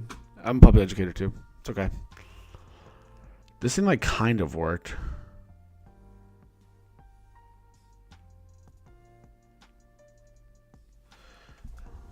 It gave me a list of 4 that are strong buys. Let me see. ASTS is one of them. Hang on. Let's see what happens. Is for the 100% for the content. Dude, we're at 350, Zach. How cool is that? We've hit 350 subscribers. Isn't that wild? I don't see a lot of volatility though. I guess 350 subscribers is absolutely crazy.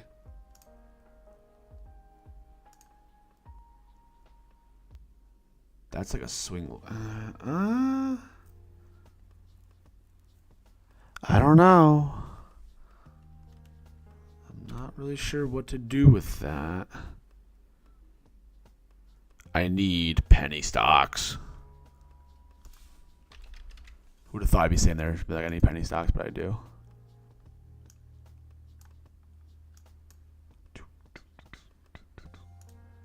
If I'm just vibing to music in the meantime of just doing some absolute degenerate thing, one day I'll be getting dude, could you imagine getting, that'd be absolutely insane getting 350 an hour. Ooh. What's the upside on this? Upside is 4.5%. Downside to 350 an hour would be crazy. I'm honestly just so it's crazy that I'm already here.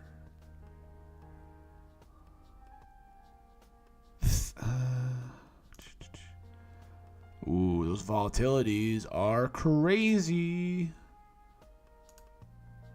Put it on the list. Also, because you have support right here. Look at that. It's got some nice support levels here, possibly. I'm seeing a little bit of a trend here, maybe. Let me see. A lot. What is that huge candle? Go this to that. You see, look at that. Just a huge volume. Oh my god, dude. You're missing those huge pumps. That's why I don't like to trade those sometimes. Just confirm, Zach. Also, I guess I'm going to be on a podcast later on today. Guest appearance. Isn't that crazy? What is this one looking at? Ooh, volume. Volume isn't that good, but some swings though. Again, if you're here, guys, welcome in. Happy Sunday. That's an average size. Hey, okay. Yeah, dude, confirmed later on today. I believe at 5 o'clock Eastern. I'll be on a podcast apparently. So I'm kind of warming up with my own live stream. You know what I mean? Just making sure I make it make sense. 0.4. I'm excited, man. I'm excited. All these people. List me more stock recommendations. Recommendations from this website. Feed Trade GPT. It's better than Chatgpt, apparently. It actually takes the website and actually gives me some things. I might just figure out a way to do it. I like it. I will watch on the side fighting off the Russians. Yeah, no, I think... Yeah, I'll have to figure out where to go for it. I think it's going to be in like a private Discord call, but it definitely is going to be on YouTube somewhere, so for sure. Up, up, up.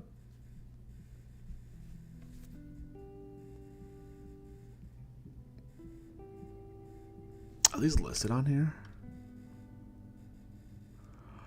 Are these even listed on here?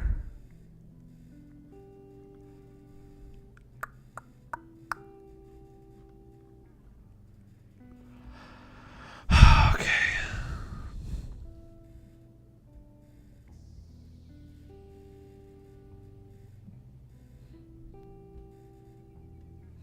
See, like, I hate that. It's like, I gotta figure out a way to do this. Because, like, the health ones are, like, obviously, like, the health ones are the biggest ones, as we know. Right? Like, those are the ones that are just gonna be a pain.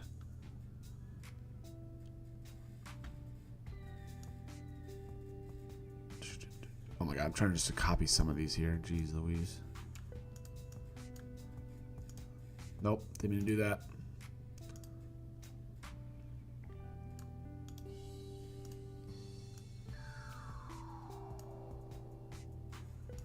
How do I do this?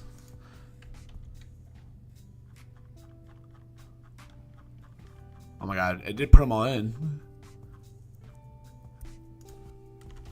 Take... Oh. that just did not work. Looks like you're exploring options for developing a car insurance model tailored to younger drivers. Nope. Not at all.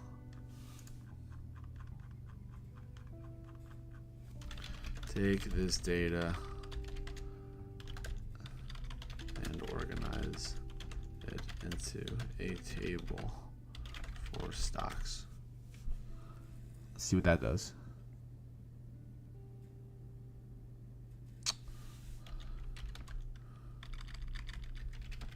Share price. Volume. Oh my god, I'm learning way too much here.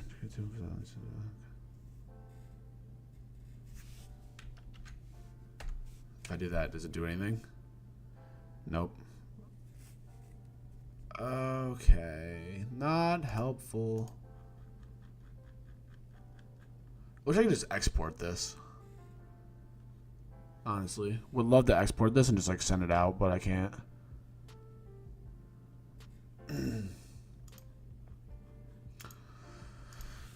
Do I just take this and just like throw it in here again? Use this website to generate a list of all the stocks mentioned. See what that does. I can extract all the stocks, but here's some. Extract all the stocks.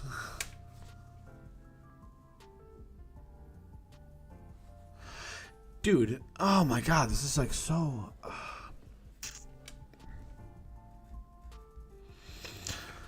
Okay. Do I start over? Let me see.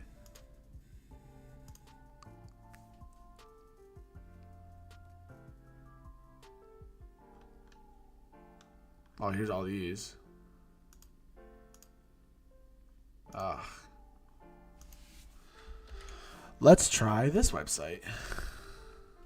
Let's do this, okay? Because we've just been wasting a lot of time here. Let's get rid of the list. Start from scratch. And just fly blind. Because that's what we're doing here. Flying blind.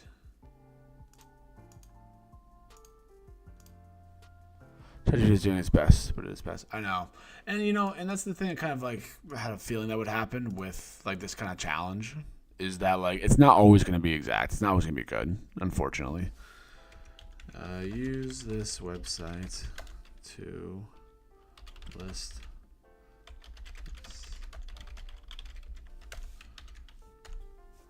Let's see what this does. Let me get a list, hopefully. Oh, God. Why can I not pull the stocks out? Energy. I'm going to get rid of healthcare again. Technology, utilities, real estate.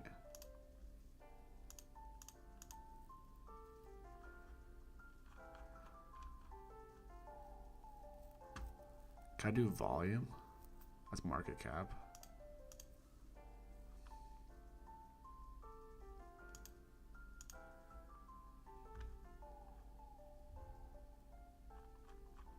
There's so many stocks here. This is the kind of thing. There's so many stocks we can use, but it just isn't.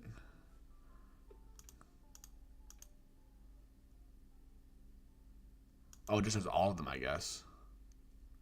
Interesting.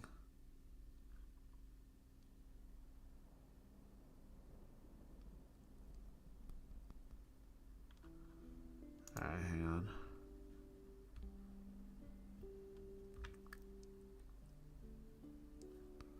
Let me do. Let's try this out here.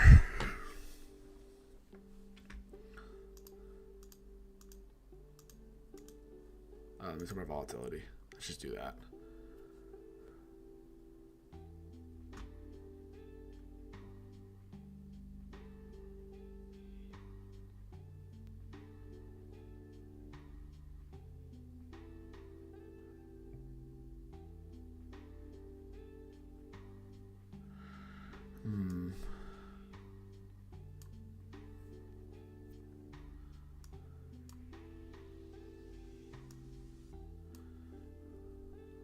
Okay, it's a little bit better with the stocks here.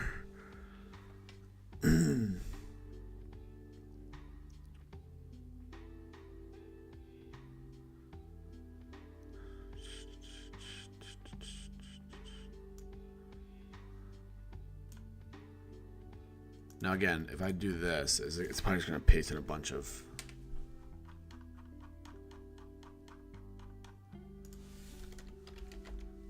Oh my god, I'm trying to go...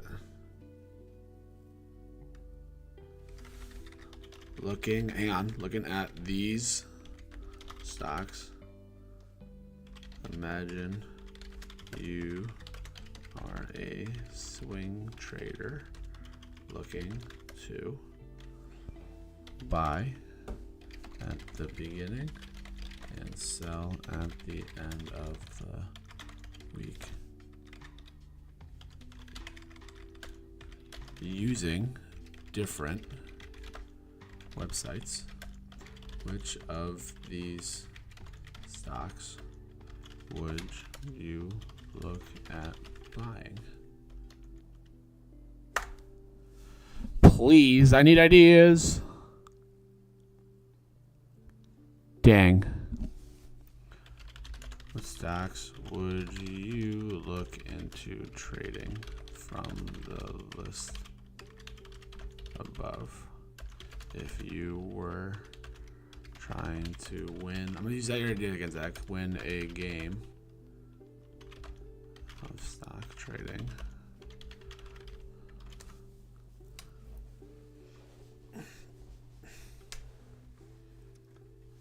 Is that from the list?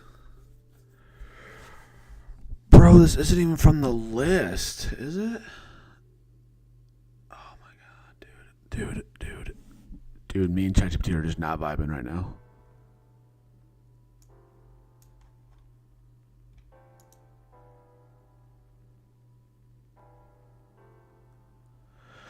But you know what? Let's take a look at it. I just hate that I missed, like, here's what I hate. I hate that I missed the swing already.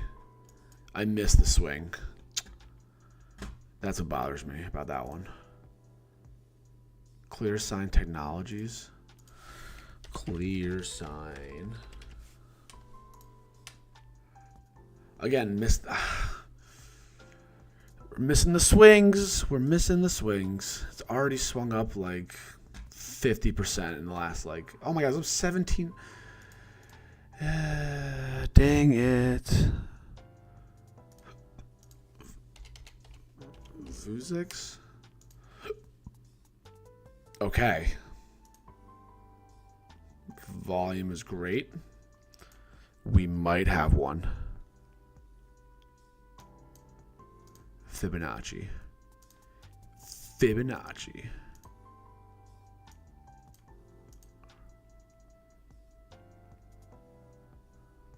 Respected that level. If it goes up to retest, what is my return? 10% upside, 13% downside. Okay, this could be it. This could be it. What'd they say why? Recent volatility. All right. F it. Let's do it. No, not that one. This one. All right. First one on the chopping block. Vuzix. Why? I have no idea. But that's what we're doing. Thread up. What is this? Thread up.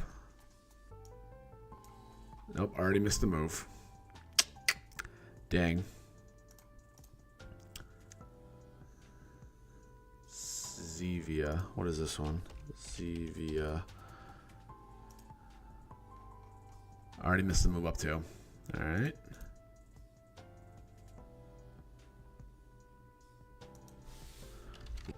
Would you select that have recently swung back down from its high? All right, hang on. We're making some up. We are making a little bit of progress. AEHR.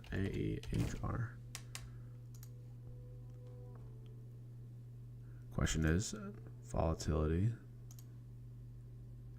Question is volume.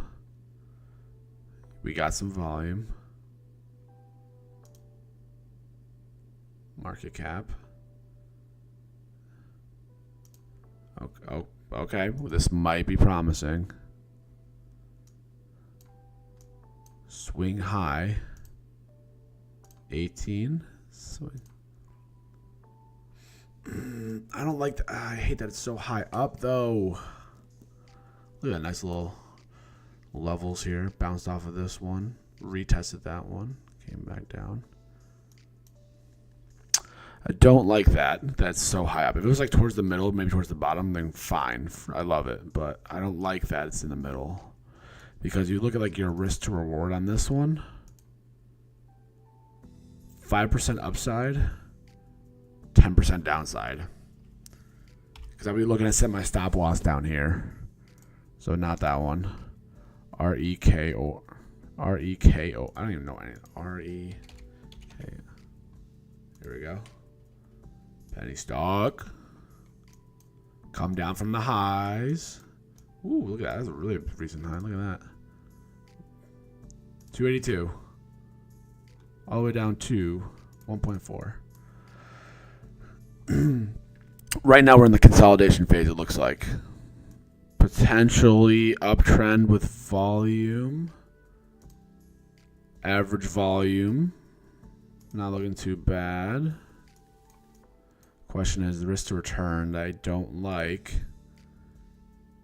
6% up. 14% down. But you know what? Maybe we could take that risk on. Because it's showing a little bit of pot. You know what? I'm liking that one. I'm liking that one.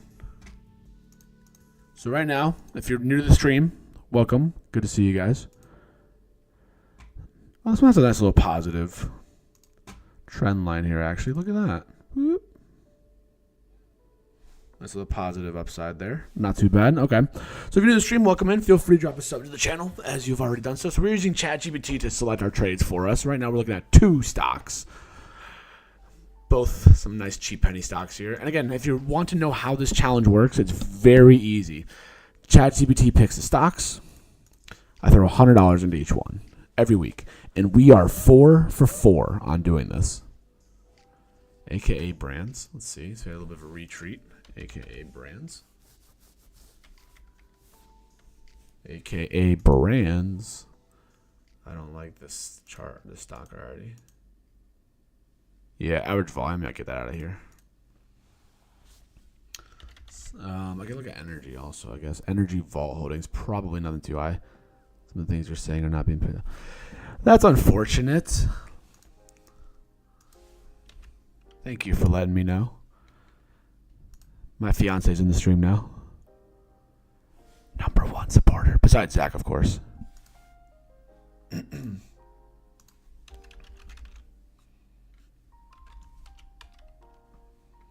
What is this one? Maybe I should turn the mic up a little bit more. Might be better, hopefully.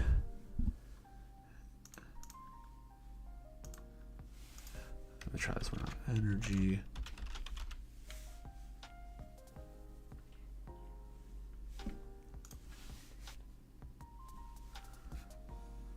Let's see what we got here. This one has some maybe potential. Nice little swing high. From the highest point to the lowest point. An upward trend. Risk to reward, though, I don't know how I feel about it. Welcome into the stream, guys. If you are brand new, welcome in. Again, we're using Chatgpt to make trades because it's probably smarter than I am. Just a little fun experiment to see what's going on. You know, why not? As someone who loves finance, yeah, that's not. That is not it for me on that one. Let me get some more stocks here. Select some more stocks. Let's see what we got going on. All right. We have Comstock. I've seen that one come up a little bit. Comstock. Oh, dude, this is... Oh, my God. Look at that. So, again, if you're new to this challenge, and basically what it is that we're doing here. So, we're using ChatGPT, pick stocks for me. And we look for stocks, and this is kind of what my criteria is. We look for stocks that have a huge swing high, a lot of volatility, have pulled back recently, and then we're looking for seeding that support. So what you'll see here for Comstock, for example, which seems like it's a big penny stock because it has a lot of volume that goes with it. We look for the highs, as you see right here. Swings down to the lows. and we look to see what the next potential could be. And what you'll notice that it does in fact love these levels here of support and resistance. It broke down recently. I'm actually kind of digging this because this is why I'm digging this kind of stock here. It's got that volatility. Volatilities are over 300%. It's insanity. But the risk to reward is what matters. So if you buy in, the risk, if it goes to this next support, which is very unlikely, but it could happen, 40% to the upside, 20% to the downside. So this definitely has some risk. But that's what we're all about. So we're going to put that on there. Why not? 3 stocks. So right now we're looking at 3 stocks in our trading list for the week. It's a short week of trading. We have Vuzix. And it says with a potential recovery. Okay. Love that. Let's take a look here. Let's see. Let's see what you're seeing there. I already have Vuzix in there. I'm so stupid. It's already in there.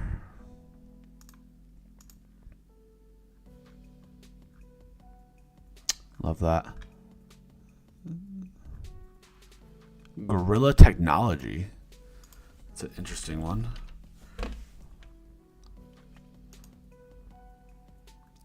What is the volume looking like here? Actually, I don't have to even do that. I can just go over here. Okay, decent volume. High point of 1.5. Low 0.45. Interesting. The only thing is that I worry about is it going to have some nice movement? I don't know how I feel about that one. I don't like how that chart is looking. Well, I guess what's the risk to return?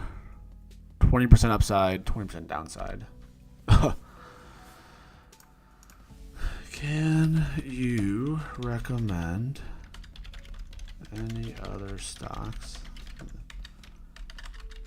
from the website that are not listed above?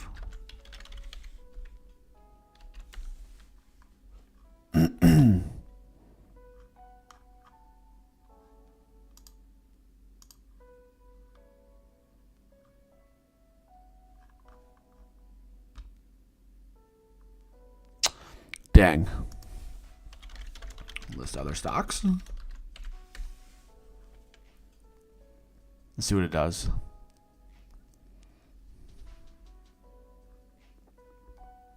Ooh. It's so interesting because there's times where it gives a lot of stocks and then there's times where it just doesn't. So now I have a lot of stocks now. It's crazy. Interesting. All right, now I'm going to do my research. So we're going to make up some more here, and then you'll see the finalized picks tonight. Let's do Adam. Average volume. Pretty good volume. Recent swing. Again, I'm looking for that bottom, though. I don't think it has the bottom just yet. Maybe it does. Let me see. Someone's in there, scam. Hey, man. Look, Zach. While you're investing in Starbucks, we're making millions. We're printing over here. I actually kind of like this one. Market. What's the volatility? Oh yeah, I love to see the volatility there. Look at those huge ones. And look at it. This one is a nice one, I think. And this one is what I might actually go with. The reason why I might actually go with it is because A, it looks like it bottomed hopefully around here, it seems like. But B, taking a look at the risk versus return, your risk is down at like 5%, and your return is like 20%. And again, respects the levels pretty nicely. Nice little resistance here. This was support. It broke down. So now I'm hoping it comes up and retests here at some point. I think this is one of the plays. I think it's biotech, though. honestly, at this point, I really don't care. If the chart makes it look, if the chart looks like it is what it is. Totally fine. To be fair, ChatGPT is gonna out. Do you know there's an app called Trading Pilot, I think, and what it does is it tracks all the trades from like market makers and it automates your portfolio for you, and it uses ChatGPT. So I probably could just pay for that, but this is more fun, I think. I like this one. This is a good one. Definitely gonna mark it. Comstock I already have on there. Let's look at this. What's this one? LAZR. Pull back. 1040. No. So this is an example of a stock I wouldn't take a trade in. The reason why is because, as you can see, it pulls back. It had a nice little market recovery, and then now it's like at like a critical resistance level. If it retests this level and then we lose it, it's back down to the downside. Not a fan. I'm taking notes. Yeah, it's like a crazy thing. And like you could track, like you can set up to like track like lawmakers, like Nancy Pelosi and stuff like that. I think it's called Trading Pilot. It's like a crazy thing. So this one, obviously, if you got in like towards this little bottom here, obviously for the best, but it is what it is. All right, so that's that one. No, ARBE. Where was this like 2 hours ago? Oh, look at it. Oh, this is a chart I like. The reason why I like this chart, A, we have a high point that it's come down to from a big pump. B, a lot of consolidation here and a lot of like it's one thing if it was just dropping and I was like, oh, this is the low point, but like it came up, it's back down, it's back up, now it's consolidating. Oh, this is a chart I'm gonna like. 5.3. Yes. Yep. Mark it. Mark it. Love this stock right here. And recent sell-off. Great. Low RSI value. Look at the potential risk to return here. 18% to 4. So what I would be doing is I would be setting my market orders to, I'd be buying in, stop loss 2.6 like 5.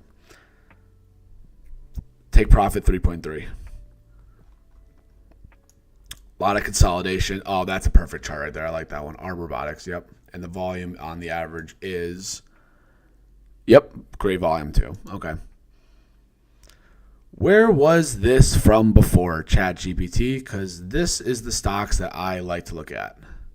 LILM.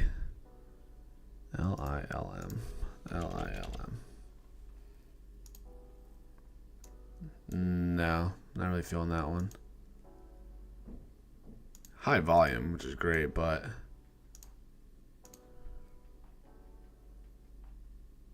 that's your low. Yeah, nope. Nope, no thank you. Pass. All right, next. I got my list now. Like I'm feeling really, really good about some of these stocks. BAER. What do we got? This could be another one. Volume. Good average volume.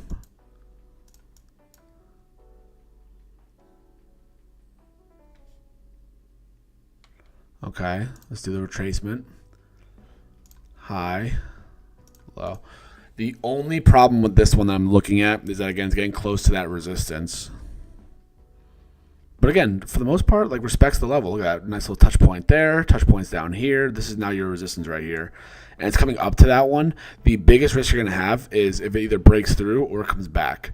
That's my biggest problem that I'm not feeling right now. I'm looking for those stocks to be closer to that bottom range here, so that way there's less risk in case it breaks through that lower point.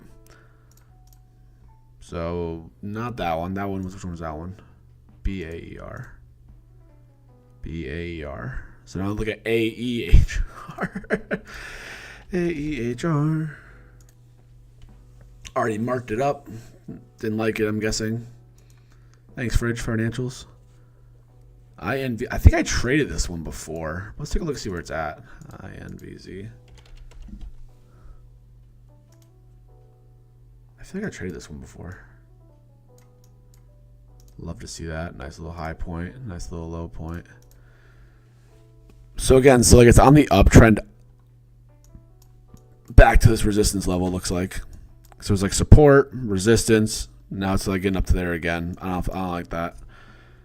And again, you could use that as being like, oh, like it could break up higher, but it also could go down lower, and I don't like that as a risk. I want to look at like a bottom, and if it breaks through, I'm just cashing out. ONDS. ONDS. Once I get through this list, we're going to call it here. Nice. I don't know what I did to the prompt. I have no idea what I did to this prompt, but it worked because it gave me a lot more stocks. This one again is looking at that. Okay, I just broke through that. Like it broke through, and then it lost that one. That's absolutely not going to happen. I was trading $11. I want that. SATX. What's that one? SATX. Ooh, volume. Average volume is 300,000. What's the volume been like recently?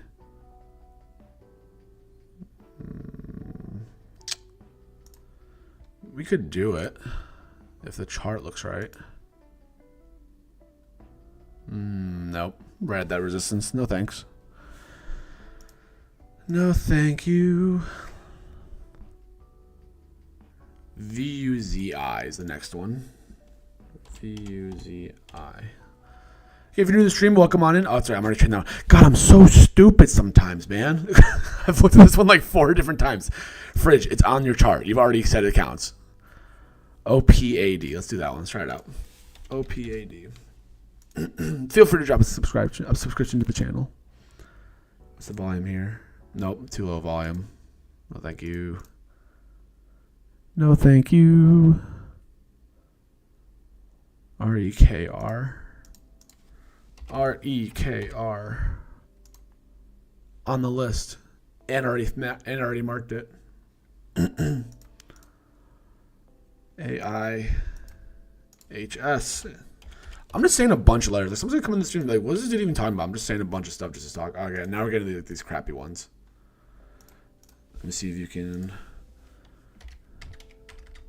pick stocks that have a volume and average volume over 250K. This is the last prompt. I want to see what it does. Then we're going to call it, I think.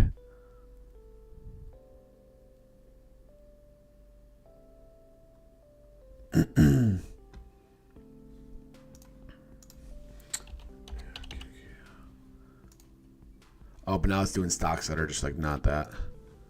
So let's do this. From this list, pick stocks that are under $10.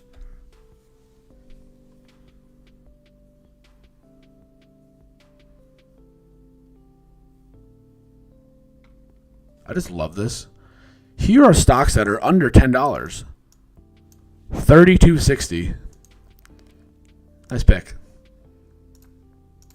FSI. What do we got here? Oh my god, I think it's like pumped. Never mind. Nope. Nope.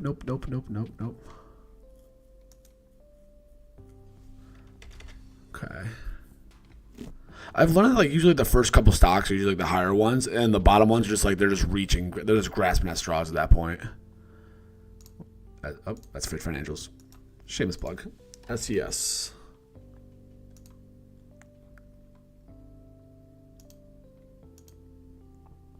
Great volume. Oh, and it has AI in the name. Oh, okay. Oh, hang on. And we got a nice little swing.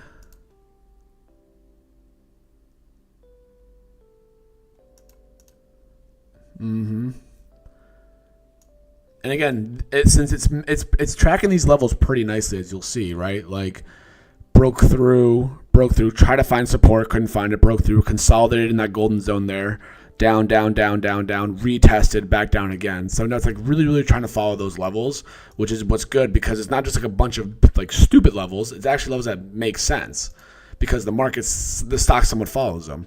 So the upside here is 30%, downside here is like 20. Let's put it on. Let's market.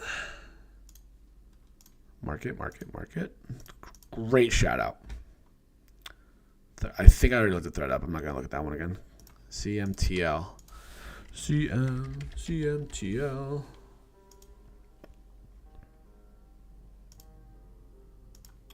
Volume's not bad, but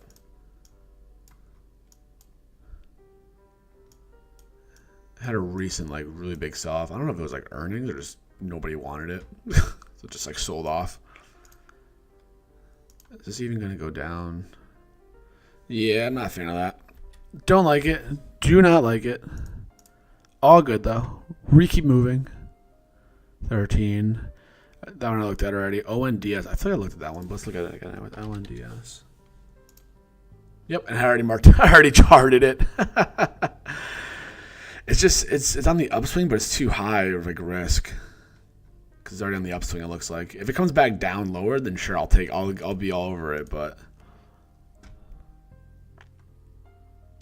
look at that one. Look at that one. Look at that one. We looked at that one. INUV. I don't know if I even looked at that one. INUV. What's the average volume looking like here? Good volume. And the reason why, if you are joining here recently, you're wondering why I'm looking at volume. Again, because volume is what moves stocks. If you don't have liquidity, you can't have the stock move. You can't get in and out of trades better. So that's why we're looking at like volume and everything as we go. This one's not too bad of one either. It's kind of close to like that low point. It's like a lot of consolidation, it looks like recently. It's kind of like calmed down a little bit. RSI is picking back up again, which is good to see. It looks like respected this level of 0.58. Resistance, resistance, resistance. So your risk to reward here, looking at down to 40 cents. 10% downside. 60% upside. We can leave it on there. Why not? Again, at the end of the day, what's going to be happening? I love how you guys look over here. It's like just delisted, delisted, delisted. Like, thanks. Chatgpt trying to make me lose all my money. Energy, Perfect Corp. This is called Perf. It's like slang. Yeah, not. No. Not it for me on that one there, Chief. I like the tech companies because it's like what people get hyped around is all tech. CILR. Not even on here. Oh, CLIR. I'm so stupid. CLIR. Pumped up recently. Yep. Dang, we missed the runner on that one. The volume isn't that high though, but I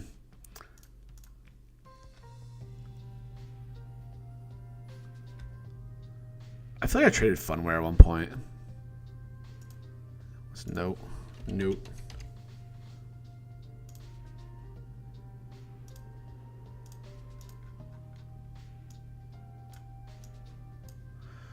No, let's take a look.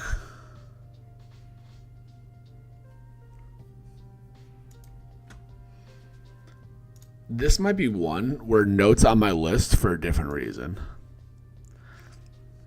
Because right now you got this nice. It's respected a lot of the levels, it looks like. Ran up, retested, broke through. We all should have put our total port into Trump. Dude, I'm saying, dude, Trump is up like 1,000% recently. It's absolutely insanity.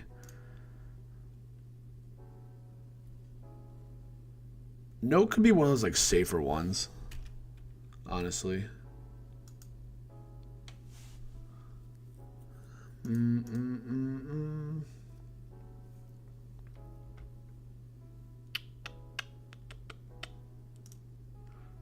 Take a look at the daily volume. Yeah, let's put a note on there. Nice little retracement a little bit. I like that.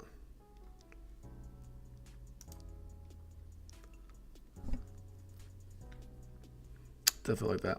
Yeah, the Trump thing is crazy, dude. I'm not getting into that. Like, I'm not getting into that like crypto now. There's no way. Is there anything else here that we can do before we get off for the day? Because I gotta go do other things. That one sucks. Getting kind of tired of looking at stocks. I thought I'd say the day. Up. Please have your high volume. $500,000. Wait.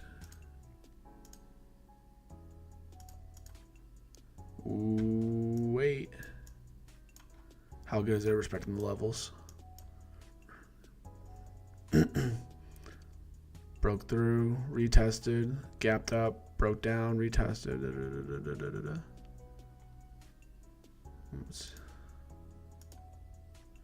14% up. I think my list is good. Okay. That was 2 hours of just looking at Chatgpt stuff, which is absolutely insanity. So, hey, Andrew, good morning. Welcome in. It's good to see you on a Sunday morning. We've been working on trying to figure out ways to use Chatgpt to try to make money somehow. Believe it or not, done pretty well for ourselves. So absolutely crazy, like looking at things here. My eyes been killing me though for looking at all these things here. It's a nice snow day coming in here to the northeast, so getting excited for it. So it's looking like these are like the potential 8 stocks that we're looking at here in terms of just throwing money in. Obviously, if you want to follow along, I'm more than happy to. But this is like just extreme risk that we're doing here. I've been wondering how to do that. Yeah, Angie, are you trying to look at how to like invest in stocks in general, or hopefully not risky ones, because this is like the most degen stupid thing I've ever done in my life, honestly. Welcome into the stream, guys. If you're new, feel free to drop a sub if you want to. We're at 350. It's absolutely crazy. Yeah, Angie, if you're looking at doing stocks, I can give you a whole breakdown how stocks could work for you. Because stocks is a crazy thing to get into, but honestly, it's really, really nice, and it just makes your life just so much easier. And you can grow your nice net worth, make some good money, be able to retire early, pay off your debts, all that kind of stuff. This is stupidity. Do not touch pen. Don't do this. I can tell you what I would recommend to do as a non-financial advisor, of course. I can give you the easiest. Okay. So, Ange, this is. Let me see. Hopefully, I can make this make sense. This using ChatGPT for stocks is a crazy, risky thing to do. This is pure risk. Like, you can make money, you could lose money. Like, the challenge that I do is money that I'm willing to lose. I'm at like $600 something. I'm willing to lose all that and blow the whole account. If you're looking at just doing long-term investing and looking at buying into stocks and everything just to invest and to be able to retire, the easiest way to do it is just investing in an index fund. So like this is one where like 90% of my net worth is in S&P 500. Because this index tracks the entire U.S. market's top 500 companies, and this is where you make your money to become a millionaire, is investing into index funds. It puts you exposure to everything, and you make a lot of money doing it. Because, like, for example, this ETF is up in the last... So this ETF is up in the last 5 years, is up 200%. And do it in a Roth. You got it. 100%, Zach. Tax advantages, everything. The whole 9 yards. If you're new to the stream, guys, welcome in. We're just talking a little bit about finance, ChatGPT, trading stocks, those kind of things. A little bit of that. Still learning for sure. Yeah, 100%, Andrew. Let me tell you, though. It's all a learning thing. I started investing like once the pandemic started happening in 2020. And I've learned so much over 5 years. What to do, what not to do, how to make money, how to lose money. I've lost thousands of dollars. I've made thousands. And it's a matter of just learning as you go. But the easiest way to do it is just putting money into like a low-cost index fund, putting it into a Roth IRA like Zach mentions, because the Roth offers you tax advantages and everything else for when you retire. It's definitely like the start to being exposed is starting there. And what I do is ever since I've started looking at things, I've been just Googling things, researching things, finding things, like everything there is to imagine. I've been doing it. I prefer dividend ETFs for, yep. Oh, 100%. 100%. Dividend ETFs versus S&P 500, 100%. I get why. Stability with options trading, yeah, 100%. Which one are you showing me? My phone screen is hard to... Oh, okay, awesome. So this is called SPY. So it's right over... I don't know if I can maybe... So it's right over here. SPY. So it's the S&P 500 index. So the S&P 500 is... Welcome in, guys, to the stream. If you're new here, welcome. It's good to see you guys. We're just talking about some finance and stocks Sunday morning. We've got a nice snowstorm coming through here. We have a little bit of degen stuff with Chatgpt and stuff, but we're also answering financial questions. So drop your financial questions down below. Feel free. We'll talk anything it is we need to. SCHD is king. I also have my money in SCHD. Love it. It's absolutely awesome. So what I'm doing also with my portfolio, and I don't have Robinhood logged in right now, is that I have over 100 shares of S&P 500, and then I sell options to then put into SCHD. So that's kind of what my logic is, to then build up my dividend portfolio while also being exposed to the major indices. Stocks are crazy, but they're honestly not as crazy as you think it is to start investing into. For me personally, I don't mind. It's like a set it and forget it kind of thing. I just throw money into the market, set it, forget it, call it a day, and just make my life a lot easier for sure. So that's kind of what my goal is and my focus is for it. Yeah, I have 100 shares of S&P 500. I have over $60,000 in S&P 500 right now. I'm like 99% portfolio just in here. But I've made like I'm up like $7,000 on it. It's absolutely awesome. But then, so what I do, and, you know, if you're watching this and you don't know much about options, don't worry about it. But, like, for example, I'll sell a call option, make, like, you know, $100 on the strike price here or whatever, then use the $100 and then go buy SCHD. So I lock in my options profits, and then I buy dividend-paying assets as well. So it's like profit on profit on profit. That's what my logic is for it. So, for example, I have one, and it's going to be interesting to see what happens on Tuesday morning. I have right now a call option against my contracts at $5.98. I got like 100 and something bucks for it. Worst case scenario, I'm going to roll it and just push it down more. But options in itself are a crazy thing to learn about. There's so much there, but it's absolutely wild to learn about. So when I first started doing options and started trading stocks, I was just buying into index funds, everything. It really just makes your life easier. And the crazy stat that I see every single time that people will write and they'll say, like, I think it's like 46% of people in the U.S. have stock market investments. So like about half of the people in the U.S. have exposure to the stock market. So just you putting money in the first time is just already puts you above half of the people in the U.S. And probably the world, honestly. Could be worse. Or it could be like that way in that aspect. So that's kind of how I look at it, is that, like, you know, even if you start investing somehow, some way, some shape or form, it just is really going to put you off for the long term. If you want the risky stocks, these are those risky ones I'm looking at right now. And I base it off of what my Chatgpt prompt is telling me for stocks. What do you think of option spread? I've really gotten into option spreads, honestly. And I used to do 0 DTE option spreads on SPY, and it would like work sometimes. It's just it depended. Like, the way I did it though is I did it for passive reasons, and it didn't work out well because I would be like risking like $90 to make like 15. So the risk to reward just wasn't it for me. And I was like, I'm not doing this. I can't be doing that kind of thing. But like, for example, this would be like the easiest way of doing this would be a vertical spread. This is what I would do.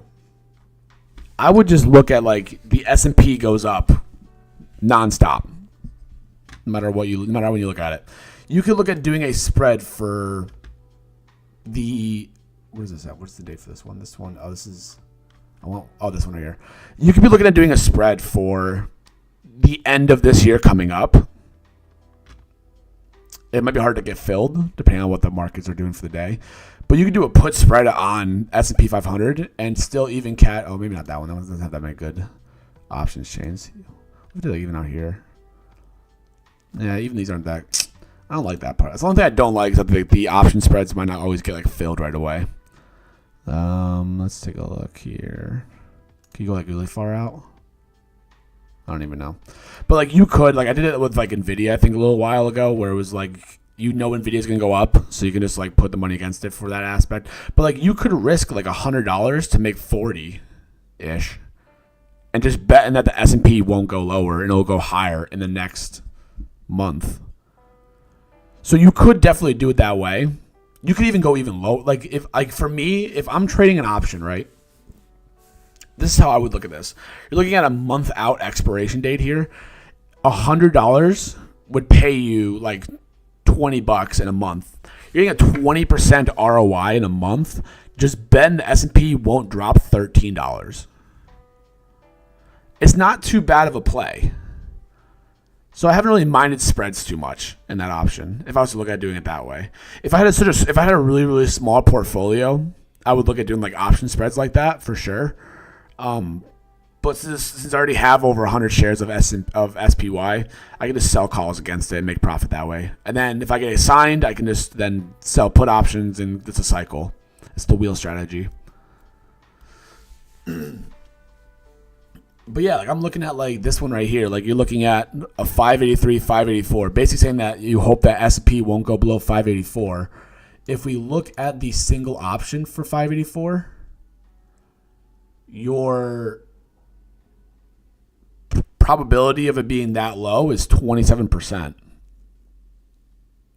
So it's not too bad. You could obviously go like 50 if you really wanted to.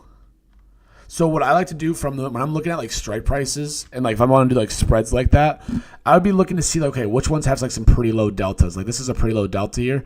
So 573, 574, it's like an $8 spread you'll get here for these two on $100. You're making that 8%, but it's an 8% return in a month. If you do that over and over again, you're looking at 96% return in the year. It's pretty dang good if you ask me.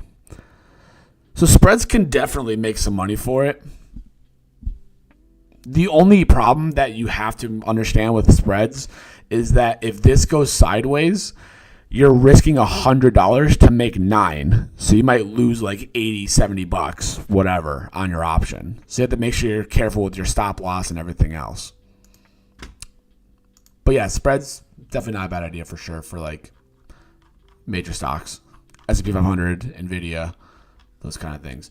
Welcome into the stream, guys. If you're brand new, welcome. This is the Chatgpt trading challenge that we're running live here. And if you missed it already, totally okay. But these are the stocks that we're looking at possibly listing up for this week. We have a short trading week because the markets are closed tomorrow morning. So this is kind of where we're at right now. And again, if you're watching, feel free to subscribe. We're at 350. The next goal is 400. The goal for the end of the year is 500. So if you're new, welcome in. Feel free to drop a subscription. It is free of charge, of course. I don't understand the spreads yet, but if you had $1,000 invest right now, you would put it in SPY. Yeah, and honestly, I mean, as someone who's not a financial advisor, as I always have to say, because God only knows if I get a lawsuit against me, whew. Spreads is a whole different thing. Spreads for options trading is crazy, and it's very higher level option strategies, which is why it's options level 2 or 3, because there's different levels of options trading. Yeah, I would look at doing $1,000 into the S&P 500 right away. And believe it or not,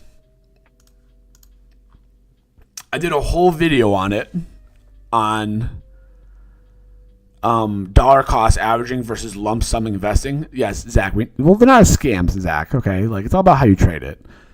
I wouldn't say that, but if you look at like this article here, got it. Not financial advisor. Yep, 100%. But there's a whole video here. It's like 20 minutes long that kind of covers like putting money in the market all at once or putting money in partially, which is dollar cost averaging. And believe it or not, data and historical values suggest it's better to put the money in up front compared to dollar cost averaging. Believe it or not.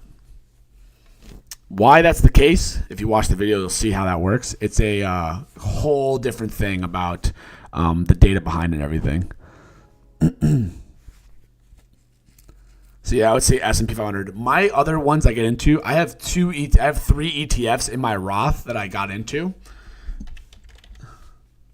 This one, quantum computing, because this is talking about how quantum is the future of tech and everything else. Yeah, dude, if you didn't know that, it's actually better to lump sum invest your money than dollar cost average. If you watch this video here, it's like 20 minutes long, I know, and you might hear me ramble, which kind of sucks. But it's honestly so much better to lump sum invest it, because the only benefit you get from dollar cost averaging is you are limiting your risk. Yeah, exactly, Zach. So everybody always thinks dollar cost averaging is the way. It's the way to do it and everything else. I wonder if I could find the article for it. Let me see if I can find it. Hang on. If I can pull up the article, I can definitely summarize it to you. Dollar or DCA versus lump sum. It was like some PDF that I found. This one. Is it this one? Yep. All right, watch. I'm going to cover this. You ready for this? I'm going to cover what the difference is. So this whole article, which basically is the video in itself, this basically summarizes the difference. If you haven't watched the video.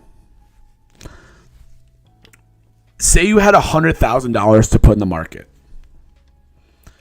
What we know is that as time goes on, the market always goes up. Hence why we say, S&P 500 is the way. S&P 500 just goes up. Just goes up and goes up and goes up and goes up and goes up. That's what the S&P 500 does. So taking that idea into mind, we're always going to have more good markets compared to bad markets. Right? We're always going to have that. We're always going to have good markets, more good markets than bad markets. In a good market, let's say we get a 25% return. So you'd be making $125,000. $100,000, 25% return, 125 G's right there. So you have a bad market, which would be a 20% pullback. It's now worth $80,000, right? So these are your ideas. The average return that you're getting, the average wealth you're getting, if you have a good market of 25% and a bad market of 20%, if you average those two out, the average return you get is 2.5%, which is great. That's with the lump sum investment. If you dollar cost average, that means you put 50 G's in now, 50 G's in later, for example, which is what they're showing right here. A good market, $50,000, you made money, but then you also got to buy more shares at a higher price. At a bad market, same thing. This is a 25% return to the upside. This is a 20% return to the downside. But what you'll notice is the average wealth that you get is half of the average gain for lump sum. And if you're someone who likes to invest and wants to make money, I would rather be having an average gain of 2.5% compared to 1.25%. And what's even more interesting that I loved about this article and how they broke it down, your average share price is lower with a dollar cost average, but you still made less money, which is interesting. And so, again, basically the idea is that you are limiting your risk. And this chart right here also summarizes this very well. And again, as I'm explaining this, if you have any questions, let me know. But what this chart shows right here is the difference between dollar cost averaging and lump sum investing. What you will notice with this chart here is there's a lot less. Oh, I can even draw on this. Oh, here we go. Hang on. Picasso fridge right here. Ready for this? What you'll notice is that this is your window for dollar cost averaging. And this is not just like a one time. This is out of 100. This is out of 10,000 simulations. As someone who does statistics, you want to simulate it many, many times to get that visual. You have a limited gain or loss. Your limited upside is like 0.42 or whatever, or 40 cents, 40%, whatever. And your risk is obviously a lot lower. But for the lump sum investments, yes, you have greater risk, but you also have greater return. And since the market does better more than it does worse from 100 plus years of data, I would rather have this as my potential return than that. I want out here. Do I have more risk? Yes. But since markets go up more than going down, you're more likely to be over here and have more upside. So, and this is a 10,000 scenarios simulated with dollar cost averaging versus lump sum investing. I want this return, not this. More risk, more return. But again, the markets return more positive than negative. So that's why it actually makes more sense to do lump sum investing versus dollar cost averaging. As you will see, your window for growth, it's like narrow. It's like a channel that you have right here, where it's like most of the values are here. So you're limiting your risk, but you're also limiting your gains. Whereas over here, it's a little bit more fanned out. So it's better in that aspect. So believe it or not, lump sum investing is better than dollar cost averaging. And this right here kind of summarizes the difference also. You have a less return. Obviously, you have a more volatility. More risk, more return. But again, with our markets always do better long-term than worse. You're not catching a falling knife long-term in the market for that reason. So that's why we always suggest, hey, dollar cost averaging is actually the way. Welcome to the channel, guys. If you just turned into the live stream, feel free to drop a sub if you'd like to. We're at 350 amazing people so far. Feel free to drop one if you'd like to for all financial educational content and degenerate risky gambling with Chatgpt as well. So it's very interesting actually how that works. So hopefully I don't know if that answers some of your questions or not for that one, but that's actually the idea behind it. This one was even if you put in half of your money up front, it still does better than dollar cost averaging, which is crazy also. So yeah, so believe it or not, dollar cost averaging is worse than upfront investing. This whole thing goes into it. I've been inspired, right? Isn't that crazy? It's crazy because, again, we all think the same thing. We all look at markets and be like, I want to reduce my risk. I want to reduce my risk. But understand that you're looking at 10, 20, 30 years. That's a lot of time that goes by. 10, 20, 30 years, more markets are better than worse. Yeah, right? I know that there is a AI. I need to see a fridge options challenge. Oh, dude, options, man, is crazy. I don't know if you guys saw it, but I called that CPI data last week perfectly and PPI data as well for the economic data projections. Whew. I was on fire. I hit both PPI, exactly what the market will do, and I hit CPI. I could not believe that. It was absolutely insanity. So that's what you get with Fridge Financials. You don't get this crazy degenerate stuff only. You also get educational knowledge as well. And your boy does a lot of research. A lot of it. There was somebody in our Discord yesterday that asked about the carry trade. Do you guys know much about what the carry trade is for stocks? It's actually very interesting. That's how you spell it. Are you guys aware about how the carry trade works? Bro was spawning. Dang straight I was, dude. That's what you get with Fridge Financials. You get a lot of educational knowledge. So yeah, so do you guys know what the carry trade is in terms of how stocks, like how it works? I'm curious to know if you guys know what it is.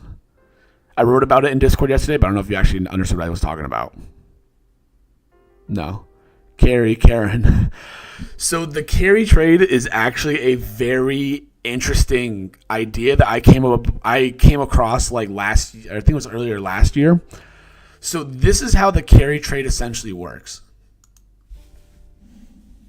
And it all has to go with, not Karen. Yeah, the carry trade. It all has to do with interest rates. Let's get a good old calculator here. So this is how the carry trade works, right? So say you want to borrow $100,000. So say you want to borrow $100,000. That's $1 million. I wish I could do that. So say you want to borrow $100,000. You can borrow money from different countries, economies, like those kind of things. So right now, like what's the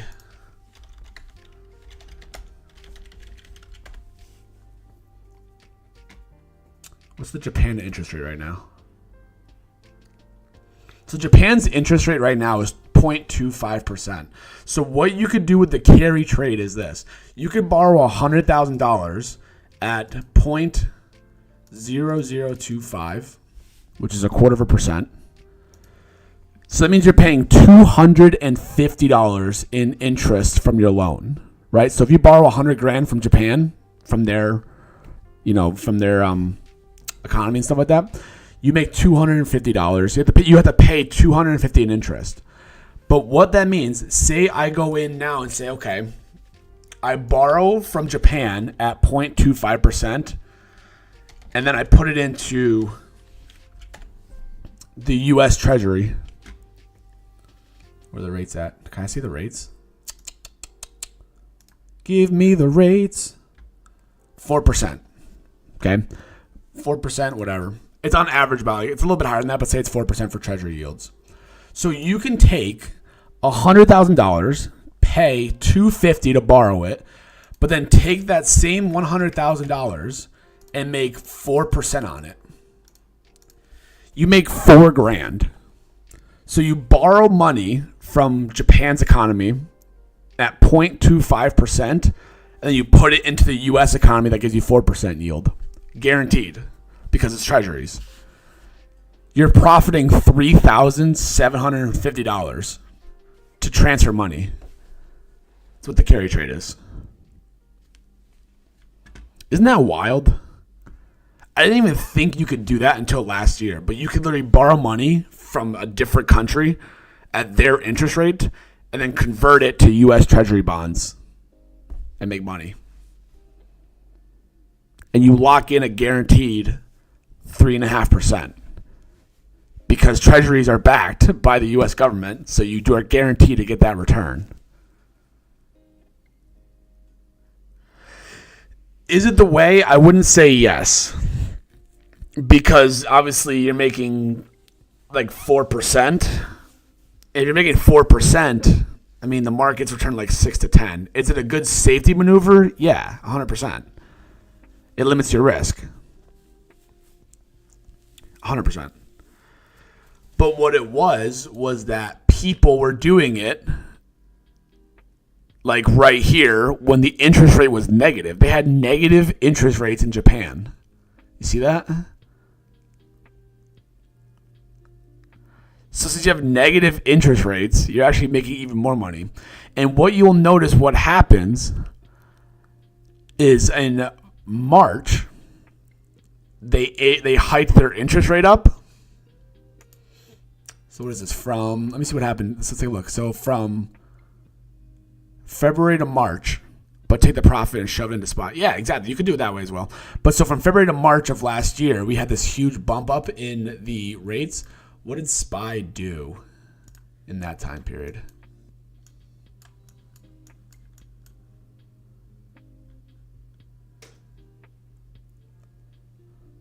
Have you done it? No, honestly, and I haven't because I just wasn't that like familiar with how that idea basically works. But it's what you can do as like a lot of institutions do to like lock up money and profits. I don't know how I even begin to do that, honestly. But what you'll see is that you had a little bit of a market like panic here around that time period of early 2024. Because it causes people to start to panic because if they start to hike their rates, it decreases the spread between Japan and the U.S. interest rates. So what people are starting to talk about now, believe it or not, is that they're looking at doing another interest rate hike right here. Right there. So it's going to be interesting to see what the markets do because they're hiking it now from 0.25 to 0.5. So again, that's going to diminish your return because the spread is smaller. And also, the Fed is looking at cutting rates later on in the year. So as the U.S. cuts rates and Japan raises rates, it reduces the spread and the profit you make from the carry trade. And there's a lot of money in the carry trade that people do overseas. So it's interesting to see what's going to happen with this market. So something to keep in mind about. It's going to be interesting to see what happens here. But yeah, that's the carry trade, isn't it? I found that so interesting. I was like, I didn't know that was even a thing. But you can do that. If I Google it. How to get started with carry trade. Let me see. Oh, you're just buying currencies. So, I guess that makes sense because you're borrowing money from the currencies, I guess. So identify high yield and low yield currencies. Find a currency pair where the currency has a high yield and the other one has a low yield. Borrow money in the low, exchange it for the high. There you go. So that's through Forex trading. Huh. I guess Japan is one of the most common ones because Japan's interest rates over the last 20 years have not done anything.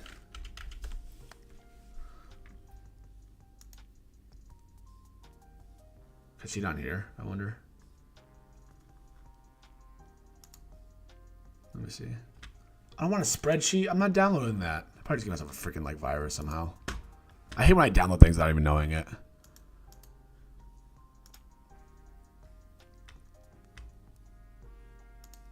Does this show me that?